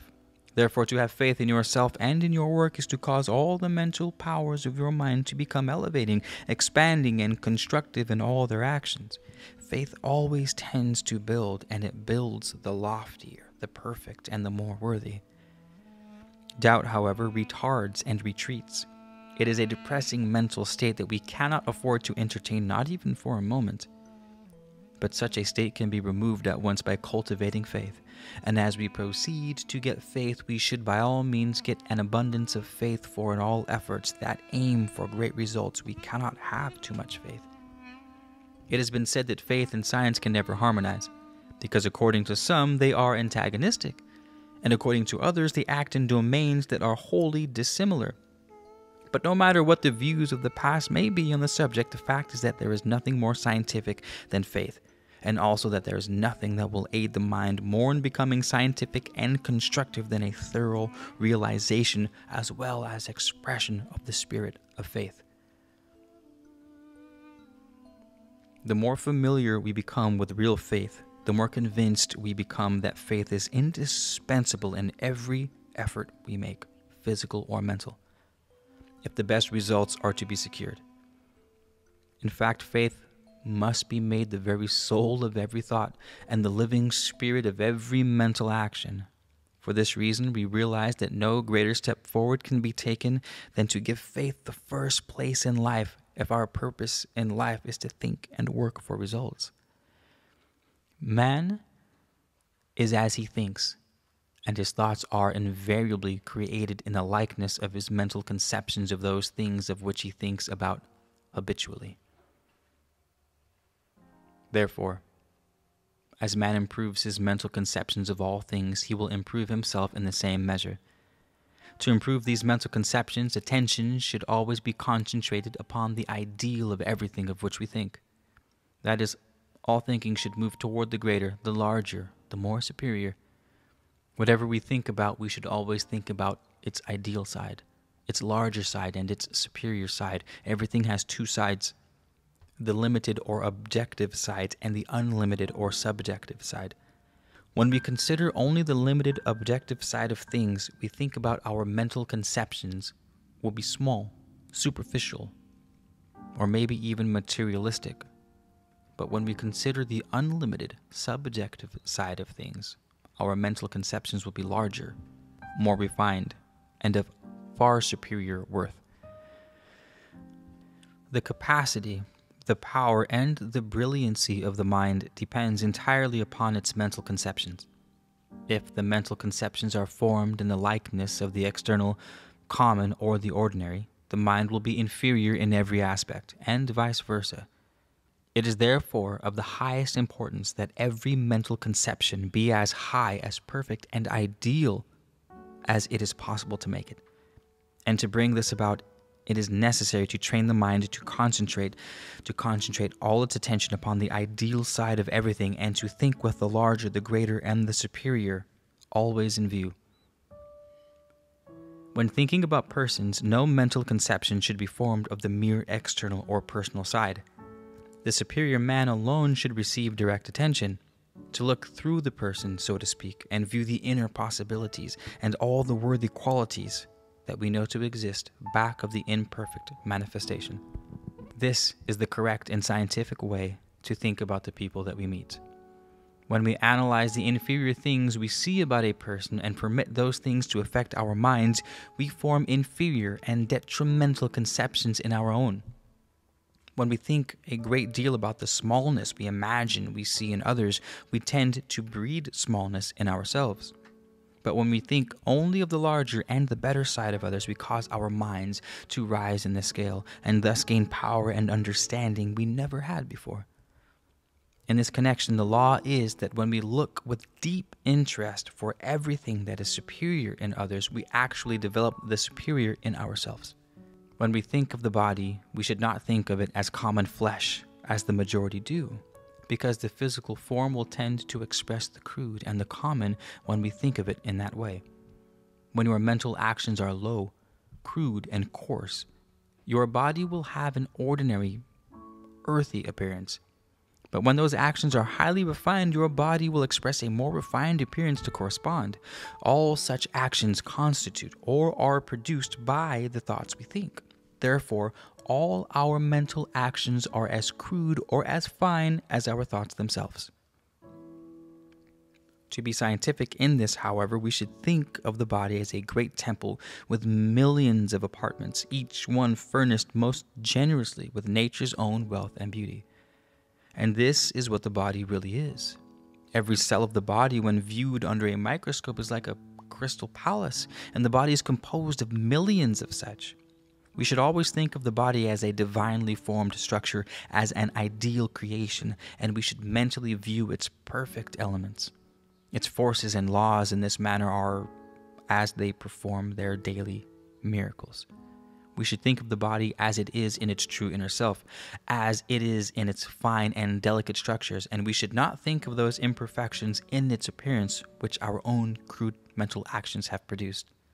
For when we form in mind the highest conception possible of the ideal physical form, we will not only cause the body to grow more beautiful every year, but we will also enrich the mind with thoughts of higher and superior worth. The capacity, the power, and the brilliancy of the mind depends entirely upon its mental conceptions. If the mental conceptions are formed in the likeness of the external, common, or the ordinary mind, the mind will be inferior in every aspect. It is therefore of highest importance that every mental conception be as high, as perfect, and ideal as it is possible to make it. And to bring this about, it is necessary to train the mind to concentrate attention upon the ideal side of everything, and to think with the larger, the greater, and the superior always in view. When thinking about persons, no mental conceptions should be formed of the mere external or personal side. The superior man alone should receive direct attention, to look through the person, so to speak, and view the inner possibilities and all the worthy qualities that we know to exist back of the imperfect manifestation. This is the correct and scientific way to think about the people that we meet.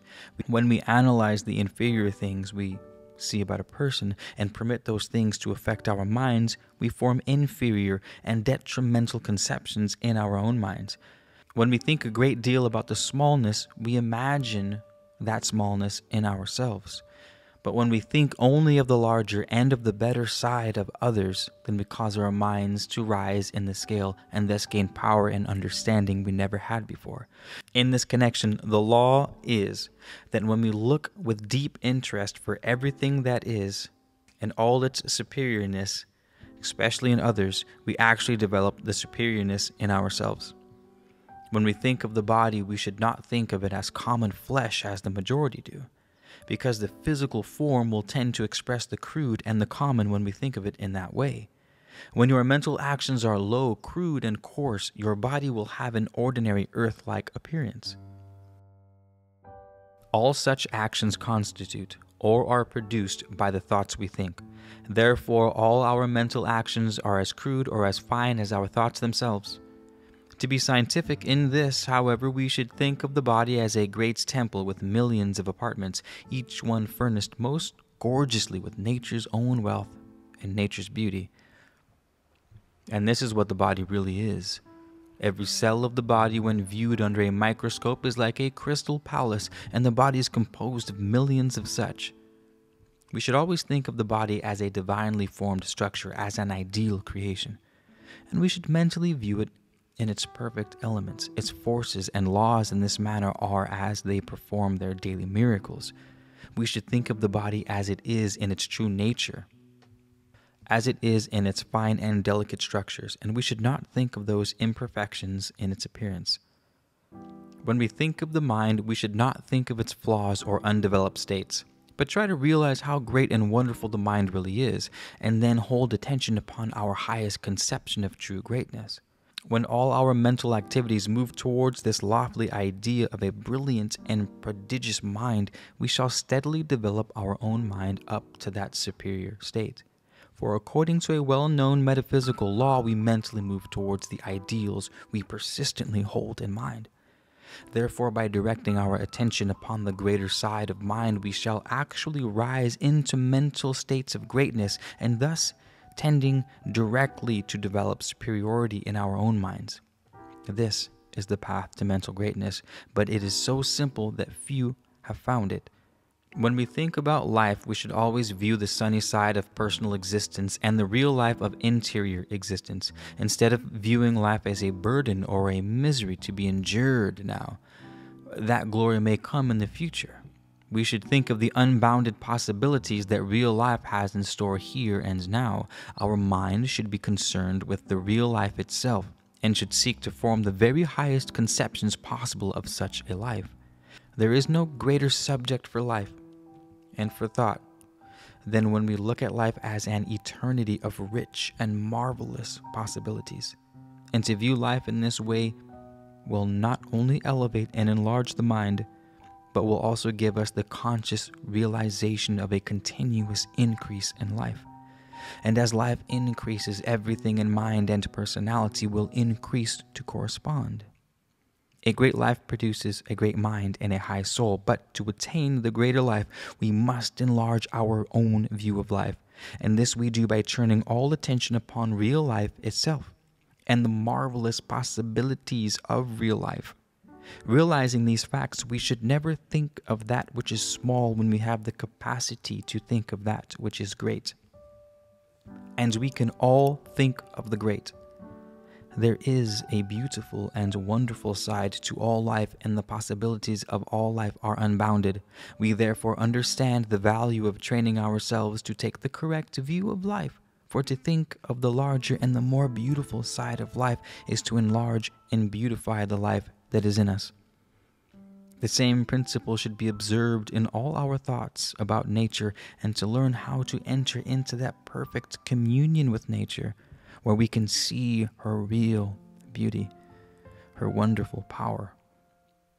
is to apply a faculty that deserves the highest state of cultivation in every mind.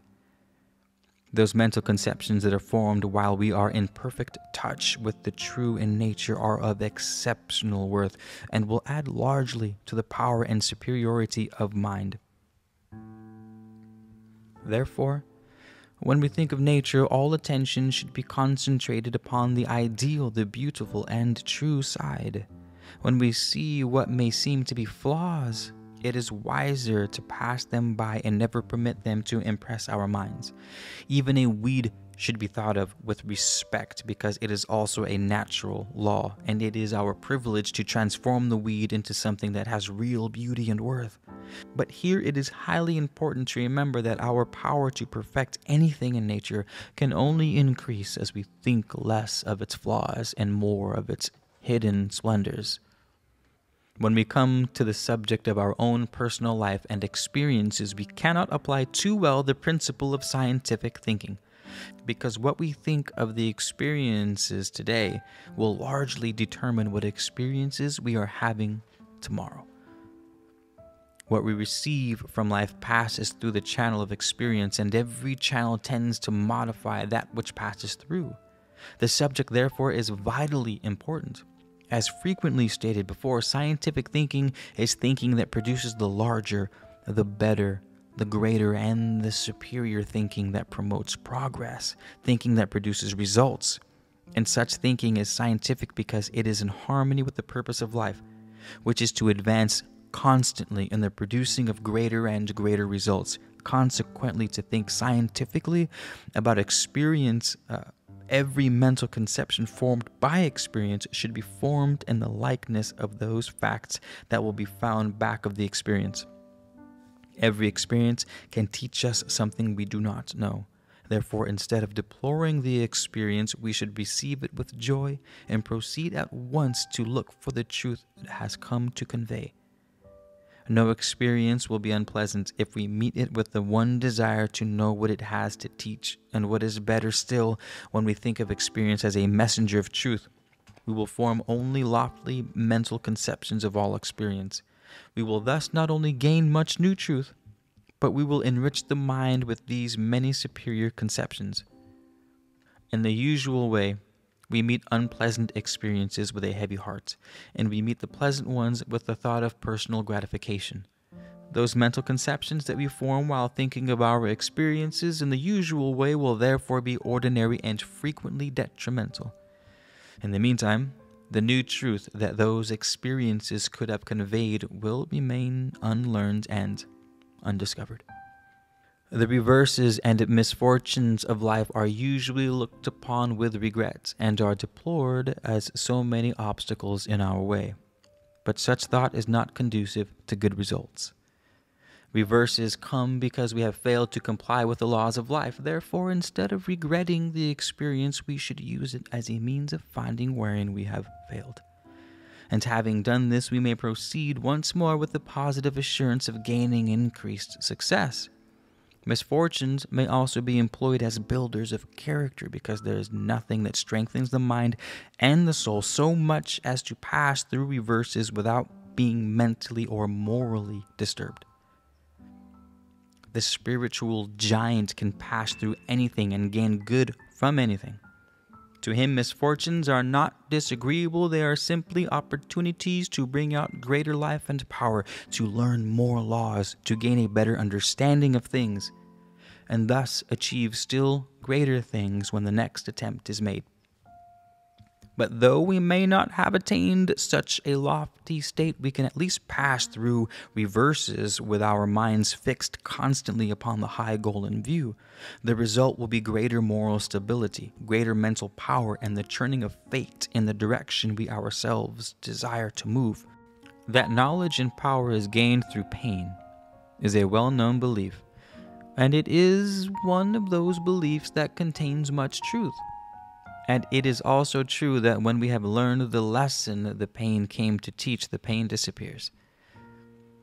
When the pain is felt, attention should at once be directed upon that finer and larger life that lies back of the personal man. We feel pain because the outer forces are not in harmony with the more perfect life within. Therefore, to remove the pain, this harmony must be restored. To restore this harmony, we should proceed to gain consciousness of the finer forces of the inner life, because when we become conscious of the inner life, which is always in harmony, the disorder of the outer life will disappear. The more we think of the pain, the more conscious we become of the discord in the outer life, and the more difficult it becomes to gain consciousness of the harmony of the inner life. Therefore, to think scientifically about pain is to take the mind beyond pain into the inner realms of life where perfect harmony reigns. The result will be freedom from pain and the discovery of a new interior world. When we take this higher view of pain reverses, misfortune, troubles, and the like, we gradually work ourselves out of the lower and the confused, and will ere long get out of them entirely.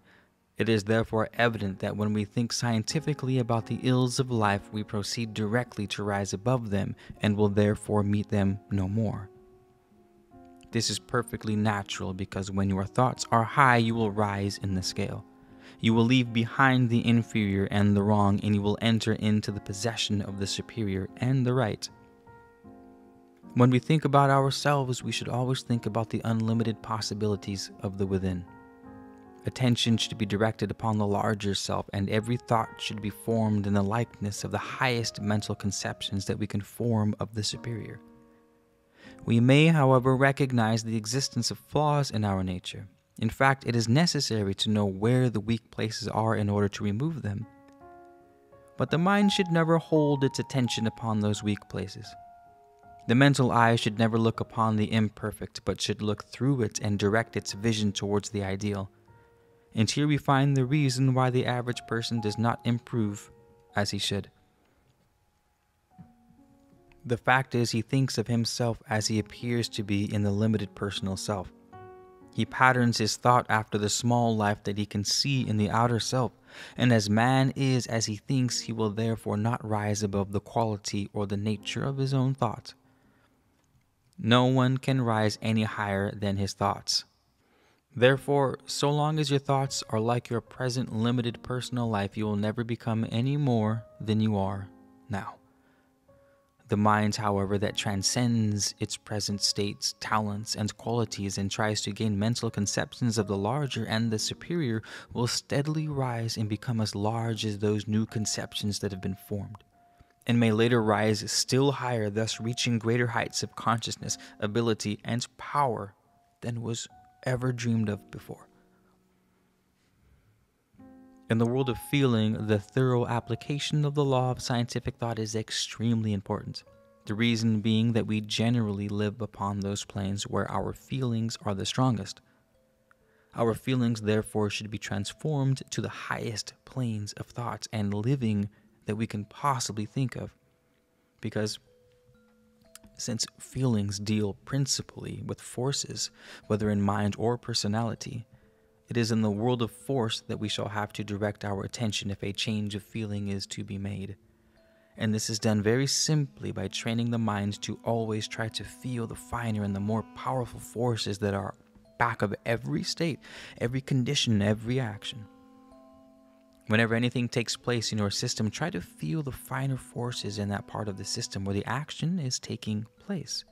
This experience may not give you any new sensation at first, but you will gradually become conscious of a whole new universe of finer life and action within yourself.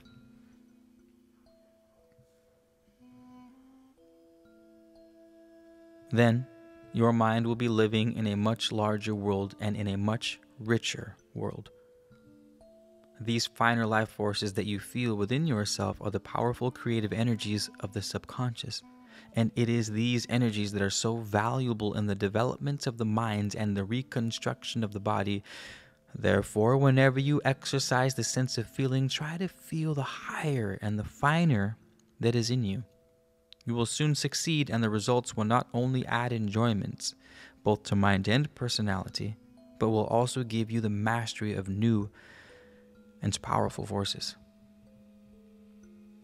An expanding and ascending desire should be back of every mental action, and all efforts to gain the conscious realization of the new should aim at the very largest mental scope and realization possible. Every desire should desire the largest, the purest, and the most refined and the most perfect expression that present mental capacity can be conscious of. This will add remarkably to the joy of living and will have a refining effect upon the entire system. The most refined expressions of desire give the greatest pleasure. The most refined expressions of desire give the greatest pleasure. Whether the channel of expression be physical, mental, or spiritual. But no desire should be destroyed. The proper course is to refine it and turn it into channels through which the forces back of that desire can be wisely employed now. When we refine our desires, those desires will never lead us into wrongs or temptations, because the fact is that a refined desire never desires to do wrong. On the contrary, every desire that desires higher and higher expressions will, through such desire, tends to enter into the right, the more perfect and superior. In this connection, we should remember that all ascending actions are right actions, that all descending actions are wrong actions, and that this is the only difference between right and wrong. Every mental aim should have the greater in view, and every plan that is formed should embody the largest possibilities conceivable. Too many minds fail because their plans are so small and their aims are too low, but the larger and the higher is invariably the purpose of scientific thought, thought that thinks for results. Every mental force, therefore, should be an aspiring force and should have the power to spur us on to greater efforts and higher goals. This is extremely important, as we shall know when we learn that all forces are creative. When all the forces of your system are trained to aspire, everything that is being created in your system will be created more perfectly, and you will steadily advance. In like manner, when every mental action is constructive, everything that may be placed in action in your mind will tend to build you up, and will tend to work for the purpose you have in view. Mental actions that have no particular aim are usually destructive, but every action of the mind can be made constructive if we make it a point to always think for results. First step in this connection, and the only real important step, is to have a strong desire for mental construction constantly held in mind, and to give this desire increased attention when our mental actions are especially strong. In all our efforts, our object should be greater things, and to realize this object, no building power in mind or personality must be idle or misdirected. On the contrary, everything within us should be trained to work for all those definite results that we have in view, and all actions of mind and body should be so perfectly directed upon the production of those results that everything we do under any circumstance will tend to work constantly and directly for those results. It is when we proceed in this manner that our thinking is right, our thinking is designed and scientific, and it is such thinking alone that we can employ when we aim to think for results. To make the right use of thought, we must make it a practice to think that which is inherently true. Therefore, whatever we think about must formulate our thoughts according to the truth which we know to exist within that of which we think. When we think about life, we must think of life as it is in itself and not as it appears to be in the personal existence of someone who does not know how to use life. There are people who make life a burden, but life in itself is anything but a burden. On the contrary, it is a rare privilege. Therefore, to think of life as a burden is to take the wrong view of life. It is to think the untruth about life. It is to view life from the standpoint of one who has misapplied life. Accordingly, what we judge is not life, but a mistaken opinion about life. Our thought in the matter will thus be foreign to life and will naturally mislead us when we try to apply it in connection with real living. When we think about life, we must think about real life, and not about some illusion that we might have. The average person's thought about life, however, is simply an opinion about his misunderstanding about life, and therefore his thinking is never designed. It's never constructive nor scientific. Life itself is a joy, a rich blessing, and it means so much that an eternity of mental growth will be required to comprehend its entire meaning. Life is not something that comes and goes, it is something that always is. Neither is life something that can be destroyed or produced. Life is inexhaustible and indestructible and contains within itself a definite and eternal purpose. We should therefore view life according to this idea. And when we gain this right idea of life, we can become more deeply conscious of real life and thus gain possessions of more life. This is extremely important because it is only as we gain added life that we can gain added ability and power. When we gain a correct conception of life, we also enter into harmony with the purpose of life, which means to enter the path of continuous advancement along all lines, the results of which will be perpetually increased in all things. When you think about yourself, view yourself as you are at your best, and not as you appear when in the midst of failure. You never fail when you are at your best, and you are true to yourself only when you are at your best. Therefore, if you wish to think the truth about yourself, think about yourself as you are when you are true to yourself and not as you appear to be when you are false to yourself. Scientific thinking does not recognize weakness of mind or body because you yourself are not weak, and you would never feel weak if you were always true to yourself. Thoughts should never be formed in the likeness of a weak condition because such thinking will perpetuate the condition of weakness. When weakness is felt, think the truth about yourself. That is, that you are inherently strong and the weakness will disappear. Form your thought in the likeness of yourself as you are in your real and larger self. That is, as you are when you are true to the whole, the full of life, strength, vigor. And your thought will become the thought of strength, conveying strength to every part of your system. In the right use of thought, we never permit ourselves to say that we cannot. On the contrary, we continue to believe and say, I can do whatever I undertake to do. I am equal to every occasion. This is our firm conviction when we have come to that place where we really know what is in us, and it is a conviction that is based upon actual scientific fact. Unlimited possibilities are latent in every mind, therefore man is inherently equal to every occasion, and he should claim his whole power at all times. If he does not make himself equal to every occasion, the cause is that he fails to express all that is in him. But the greater capacity that is within anyone cannot fully express itself so long as thought is created in the likeness of weakness, of doubt, of limitations. Therefore, the right and scientific use of thought becomes the direct channel through which the greatness that is within may come forth and act in real life. Man is not naturally in the hands of fate, for the truth is that fate is in the hands of you. Man may appear to be controlled by a destiny that seems distinct from himself, but the real truth is that he himself has created the very life and the very tendency of that destiny, the destiny of every good man in his own creation, be it good or otherwise. But so long as he thinks he is in the hands of his destiny, he will fail to intelligently employ his own creations and will accordingly originate adverse circumstances. Many have speculated as to the real cause of adverse circumstances, but bad luck and the like. But the cause is simply this, that when man finds himself in adversity, he has neglected to direct consciously and intelligently the forces which he himself has placed in action. And this neglect can invariably be traced to the belief that we are all controlled more or less by what we call fate.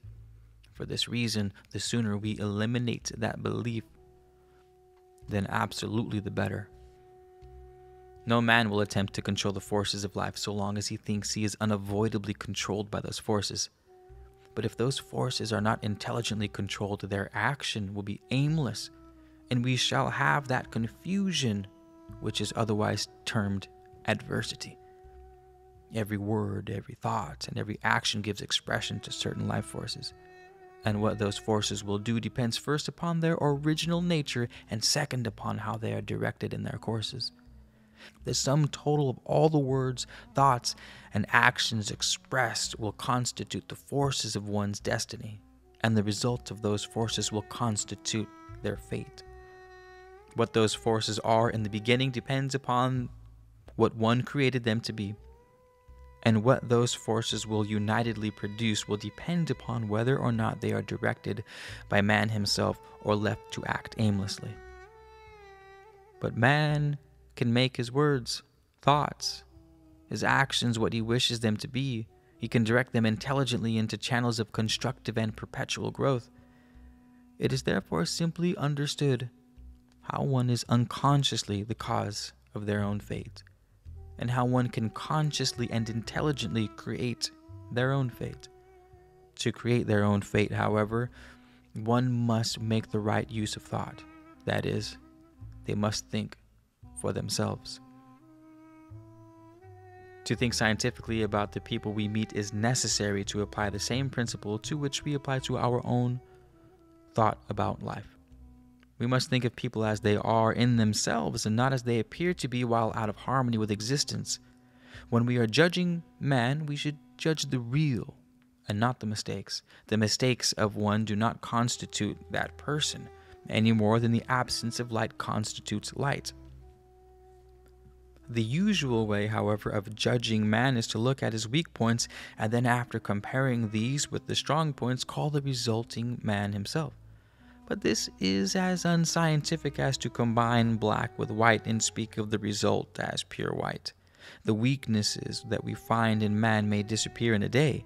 They frequently do, while his virtues and superior qualities may double in power at any time. Then we have another man, and we say he has changed, which is not strictly true. The real man has not changed. The real man is already unbounded in life, and the power does not have to change. The change we see is simply this, that more of the true worth of his real being has been expressed.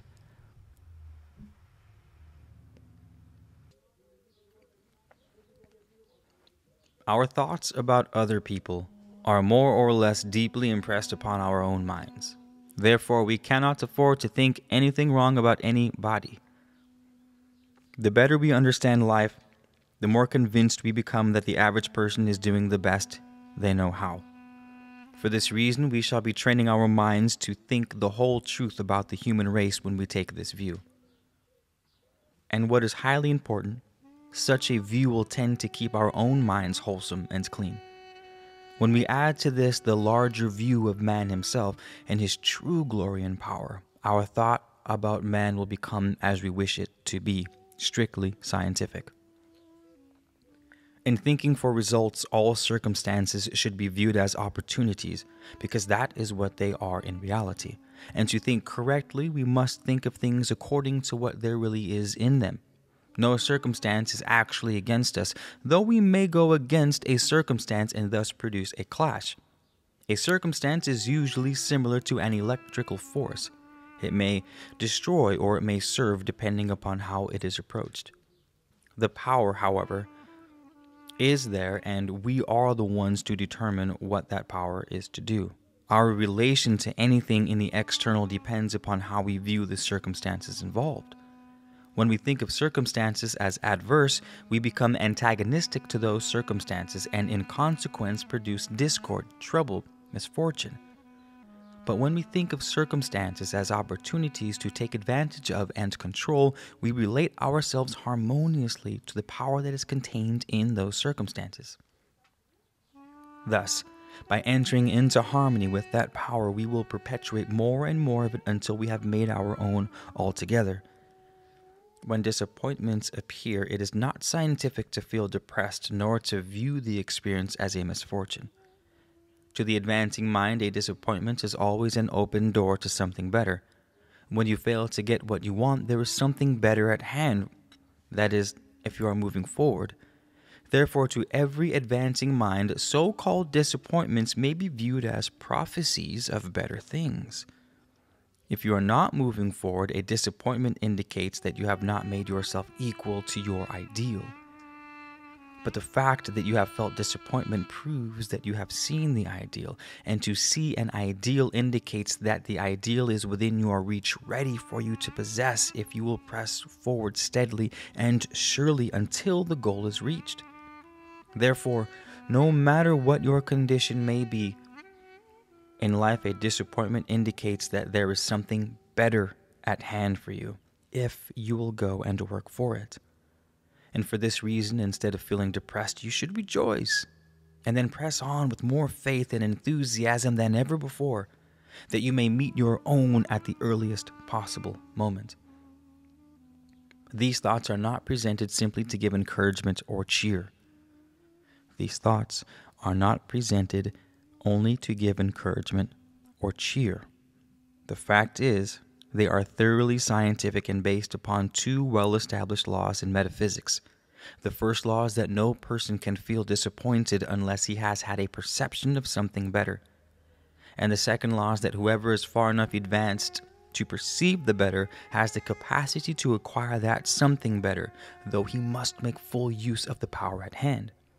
Too many minds that see the ideal simply dream about it and feel depressed because the ideal has not been reached, while in the meantime they do nothing to work themselves up to that ideal. Instead, such minds should take a scientific view of the entire subject and then press on towards the goal before them. They positively will succeed. When we look upon a disappointment as a misfortune, the depressed thought that follows will take us down and away from the open door end of the better things, and will in consequence prevent us from realizing the greater good which is in store. We shall then have to give much time and effort to the bringing back of ourselves, back again to the gates of the ideal we had in view. But such tactics we cannot afford to employ if our object is to work and think for results. We conclude, therefore, that whatever comes or does not come, the best way is always to smile and press on. It is scientific to recognize only the sunny side of everything and to expect only the best results from every effort, because the sunny side is the real side and the substantial side, and our thinking should be concerned only with the substantial, or that which has real or possible worth. Failure is an empty place, so to speak, or a condition involving a group of misdirected actions. To think of failure, therefore, is to produce a mental tendency towards misdirected or abortive actions, and at the same time create thoughts that waste energy. To dwell mentally on the sunny side, however, is to turn all the actions of the mind towards the construction of greater worth in the mind, and accordingly the habit of dwelling upon the sunny side will invariably tend to develop brilliancy of mind, clearness of thought, and greater intellectual capacity. The principal reason for this is found in the fact that such a mind deals almost entirely with the larger, the greater, and the limitless potential. Mind therefore naturally expands and develops and steadily gains in power, comprehension, and lucidity along all lines. To act in harmony with this principle, we should expect the best results from every effort, because the best results do exist potentially in every effort. And to be scientific, we must think of things as they really are in themselves, and not as they appear while in the hands of the incompetent. I'm going to read that one more time, because it was nice. So nice we had to read it twice. To act in harmony with this principle, we should expect the best results from every effort, because the best results do exist potentially in every effort. And to be scientific, we must think of things as they really are in themselves, and not as they appear while in the hands of the incompetent. It is not our purpose to dwell mentally upon the absence of results, but to give all our thoughts and attention to the right use of those powers within us that actually can produce those results. To think scientifically about the health and the wholeness of mind and body is one of the most important essentials of all, because health is indispensable to the highest attainments and the greatest achievements. The principle, however, is that the real man is well, and that you yourself are the real man. When you are thinking about yourself as you really are, and since you, the real you, the individuality, are always well, Your thought of yourself is not right and constructive unless you think of yourself as absolutely and permanently well. Every condition in the personal man is the result of habits of thought. Therefore, when you think of yourself as being absolutely and permanently well, you will, through that mode of thinking, give absolute and permanent health to the entire system. This is a law that is as strong as life itself. And we are not making extravagant statements when we declare that if this law were universally employed, disease would be practically banished from the face of the earth. This law is the absolute truth, and every student of modern metaphysics knows that it is the truth, that its power is invincible, no one can deny. Therefore, the wise course to pursue is to apply this law thoroughly under all sorts of circumstances, and never lose faith in its effectiveness for a moment. In training ourselves to think for results, we must constantly bear in mind the great fact that man invariably grows into the likeness of that which he thinks the most.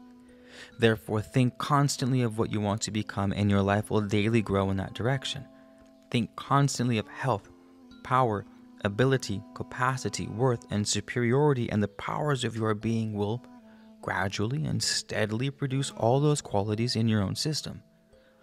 But all such thinking must be deep, persistent, and of the heart. It is that thinking which is in touch with the undercurrents of life that shapes human destiny. Therefore, all such thinking should always be as we wish to become. No thoughts should ever enter the mind that do not contain in the ideal the very things which we wish to attain or accomplish in the real. But to train ourselves in this mode of thinking is not difficult. It is only a matter of deciding what we want in life, then to think the most of those things and make such thinking deep, persistent, positive, and strong. To train the mind to think for results, there are 4 essentials that must be provided. The first is to carry on thinking in the attitude of right mental states. The second is to think only such thoughts as will push your work and that will constantly promote your present purpose in life. The third is to employ only such creative processes in the mind as will tend directly to produce the larger, and the better, and the superior. And the fourth is to think only the real truth about all things, that is, to fashion all thought according to the most perfect mental conception that can be formed. And the fourth is to think only the real about all things, that is, to fashion all thought according to the most perfect mental conception that can be formed. The first 3 essentials have been fully considered in the preceding pages. We shall therefore conclude by giving our attention to the fourth, and in doing so we must prepare ourselves for a thought that is somewhat deeper than the usual. To begin, we must realize that there is a vast difference between what seems to be true and what really is true, and that all thinking to be right, wholesome, constructive, or scientific must deal directly with that which is really true. To illustrate, we will consider the being of man.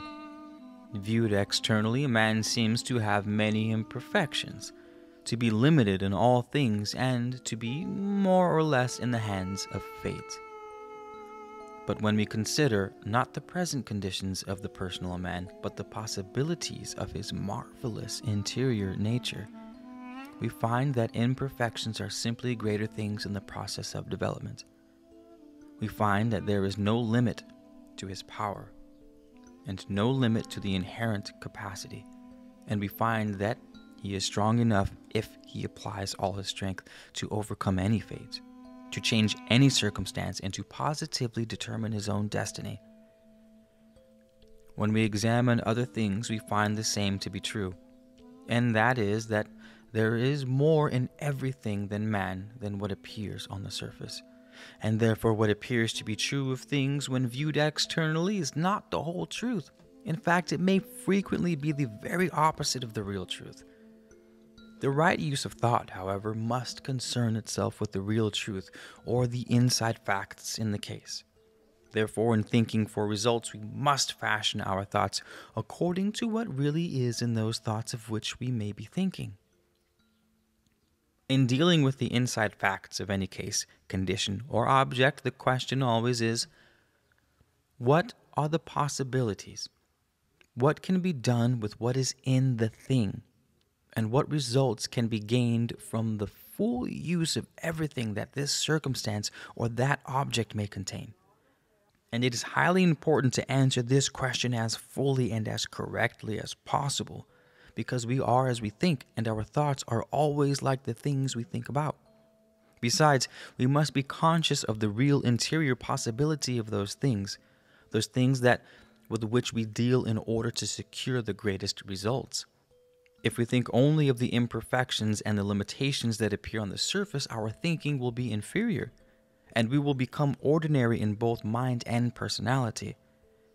But if we think of what is really true, if we think of the greater possibilities of all the things, we will think far greater thoughts, and will think inspiring thoughts that will stir the mind to create greater ambition and greater achievement, and the mind will accordingly enter more and more into the larger, the greater, and the richer world. In consequence, our mental powers along all lines will steadily increase.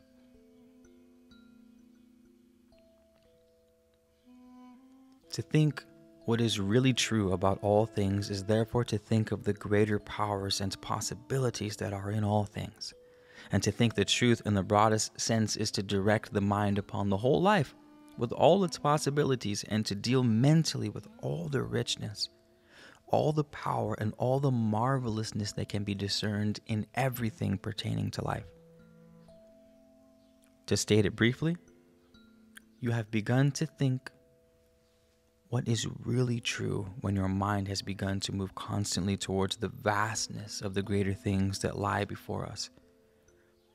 And here we must remember that there is no end to that vastness, no limit to the greatness that is inherent in life. Therefore, we may go on indefinitely, thinking more and more truth about everything. And as we do, we shall continue to enrich and enlarge both the talents and the powers of the mind. It is therefore evident that when we think the truth about all things, that is, think of what is really possible in all things, we will cause the mind to enlarge and expand constantly, because as we think of the larger, we invariably enlarge the mind. And the real truth about all things grows larger and larger the further we advance in the pursuit of truth. And the importance of such a mode of thinking becomes more and more evident as we realize that an ever-enlarging mind is an absolute necessity if our aim is to think for results. When we proceed to think the truth about things, we naturally think of the true state of affairs within those things. We think of the power itself and not of its past use. Therefore, such thinking will invariably keep the mind in a wholesome and harmonious condition.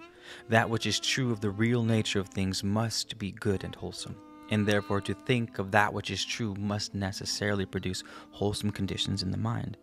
And here it is well to emphasize the fact that the mind that is wholesome and harmonious is far more powerful than the mind that is not.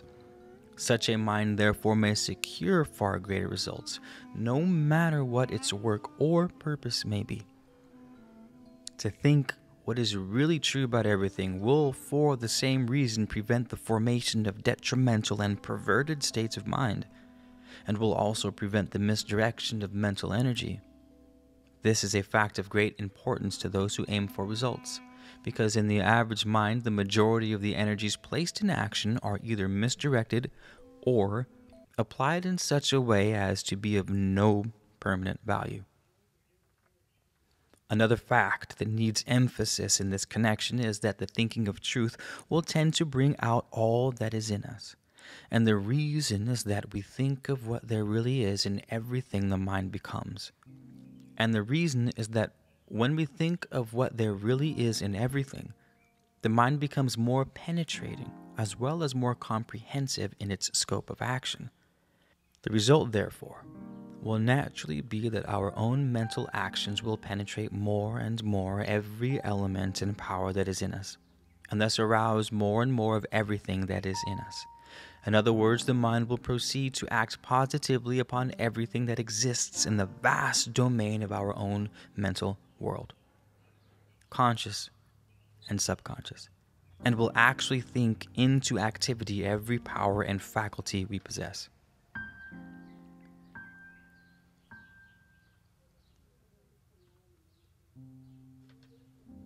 When we think the real truth about everything in life, including our own self, we invariably focus attention upon the best, the largest, and the richest that exists in everything. And this we must do if our purpose is to secure greater and better results the further we go in our progress toward attainment and achievement. Your mind, your thought, your ability, your power, in brief, everything of worth in your system cannot be fully and effectively applied unless your attention is constantly concentrated upon the greater, unless you are mentally moving towards the greater, unless you are giving your whole life and power to the greater. And to this end, your attention must constantly be focused upon the best and the greatest that you can possibly picture in your mind. When you think the truth, you think of what can be done. You do not think of weakness, obstacles, or possible failure. Nor do you consider what may be dark, adverse, or detrimental in your present circumstances. Instead, you think of the tremendous power that is within you, and you try to turn on the full current of that power so that what you want to accomplish positively will be accomplished. But in turning on that full current, you make a special effort to make every action in your system constructive, whether it be physical or mental. Because in working for results, you want all that is in you to work thoroughly, continuously, and directly for those same results. We realize, therefore, the importance of training the minds to think the truth according to this larger view of the truth, and in order that the best use, the fullest use, and the most effective use of every power of mind and thought may be applied. And we shall find as we proceed that the art of thinking the truth in this manner can be readily mastered by anyone who desires. Can be readily mastered by anyone whose desire is to make his life as large, as rich, and as perfect as life can be made. To restate the principles and ideas upon which the right use of mind is based, we need to simply return to the 4 essentials mentioned in the beginning of this chapter. We proceed by placing the mind in certain mental states called the right mental states, because the mind has more power while acting in such states, and can act more effectively while acting through the wholesome, constructive attitudes of those states. We continue by thinking only such thoughts as will tend to work with us, and give their full force to the promotion of our purpose. We avoid thoughts and mental states that are against us and permit only those that are positively and absolutely for us. We place in action only such mental processes as tend to create the larger, the better, and the superior in ourselves, because our object is not simply to secure results now, but to secure greater and greater results in the future, and to promote this object we must constantly develop the larger, the better, and the superior in ourselves. Lastly, we make it a special point to think the real truth about all things. That is, we form our mental conceptions, our ideas, and our thoughts in the exact likeness of the great, the marvelous, and the limitless that is inherent in all life. We aim to fashion our thoughts according to everything that is great, lofty, and of superior worth, so that we may think great thoughts because we are as we think. When our thoughts are small, we become small. We become weak and inefficient. But when our thoughts are great, we will become powerful and efficient. This is the law. And as we apply this law as fully and effectively as we possibly can, we shall positively become much and achieve much. And the object we have in view, the securing of greater and greater results, will be realized. Therefore, in all our thinking, we focus all the actions of mind upon the unbounded possibilities that are inherent in ourselves, that are inherent in all things, that are inherent in the vastness of the cosmos. We turn all our thoughts upon the rich, the limitless, and the sublime, so that we may live constantly in a larger and superior mental world, a world that we are determined to make larger and larger every day. And as we live, think, and work in that ever-growing mental world, we insist that everything we do shall, with a certainty, build forth that greater future we now have in view, and that every action of mind and body shall be a positive force moving steadily, surely, and perpetually towards those sublime heights of attainment and achievement that we have longed for so much while inspired by the spirit of ambition's lofty dream. We aim to fashion our thoughts according to everything that is great, everything that is lofty and of superior worth, so that we may think great thoughts because we are as we think. When our thoughts are small, we will become small. We will become weak and inefficient. But when our thoughts are great, we will become so great and powerful and efficient. This is the law. And as we apply this law as fully and as effectively as we possibly can, we shall positively become much and achieve much. And the object we have in view, the securing of greater and greater results, will be realized. Therefore, in all our thinking, we focus all the actions of mind upon the unbounded possibilities that are inherent in ourselves, that are inherent in all things, that are inherent in the vastness of the cosmos. We turn all our thoughts upon the rich, the limitless, and the sublime, so that we may live constantly in a larger and superior mental world, a world that we are determined to make larger and larger every day. And as we think, as we live, and as we work in that ever-growing mental world, we insist that everything we do shall, with a certainty, build for the greater future we now have in view, and that every action of mind and body shall be a positive force moving steadily, surely, and perpetually towards those sublime heights of attainment, towards those sublime heights of achievement, those heights that we have longed for so much while inspired by the spirit of ambition's lofty dream. Thinking for Results by Christian D. Larson. The end.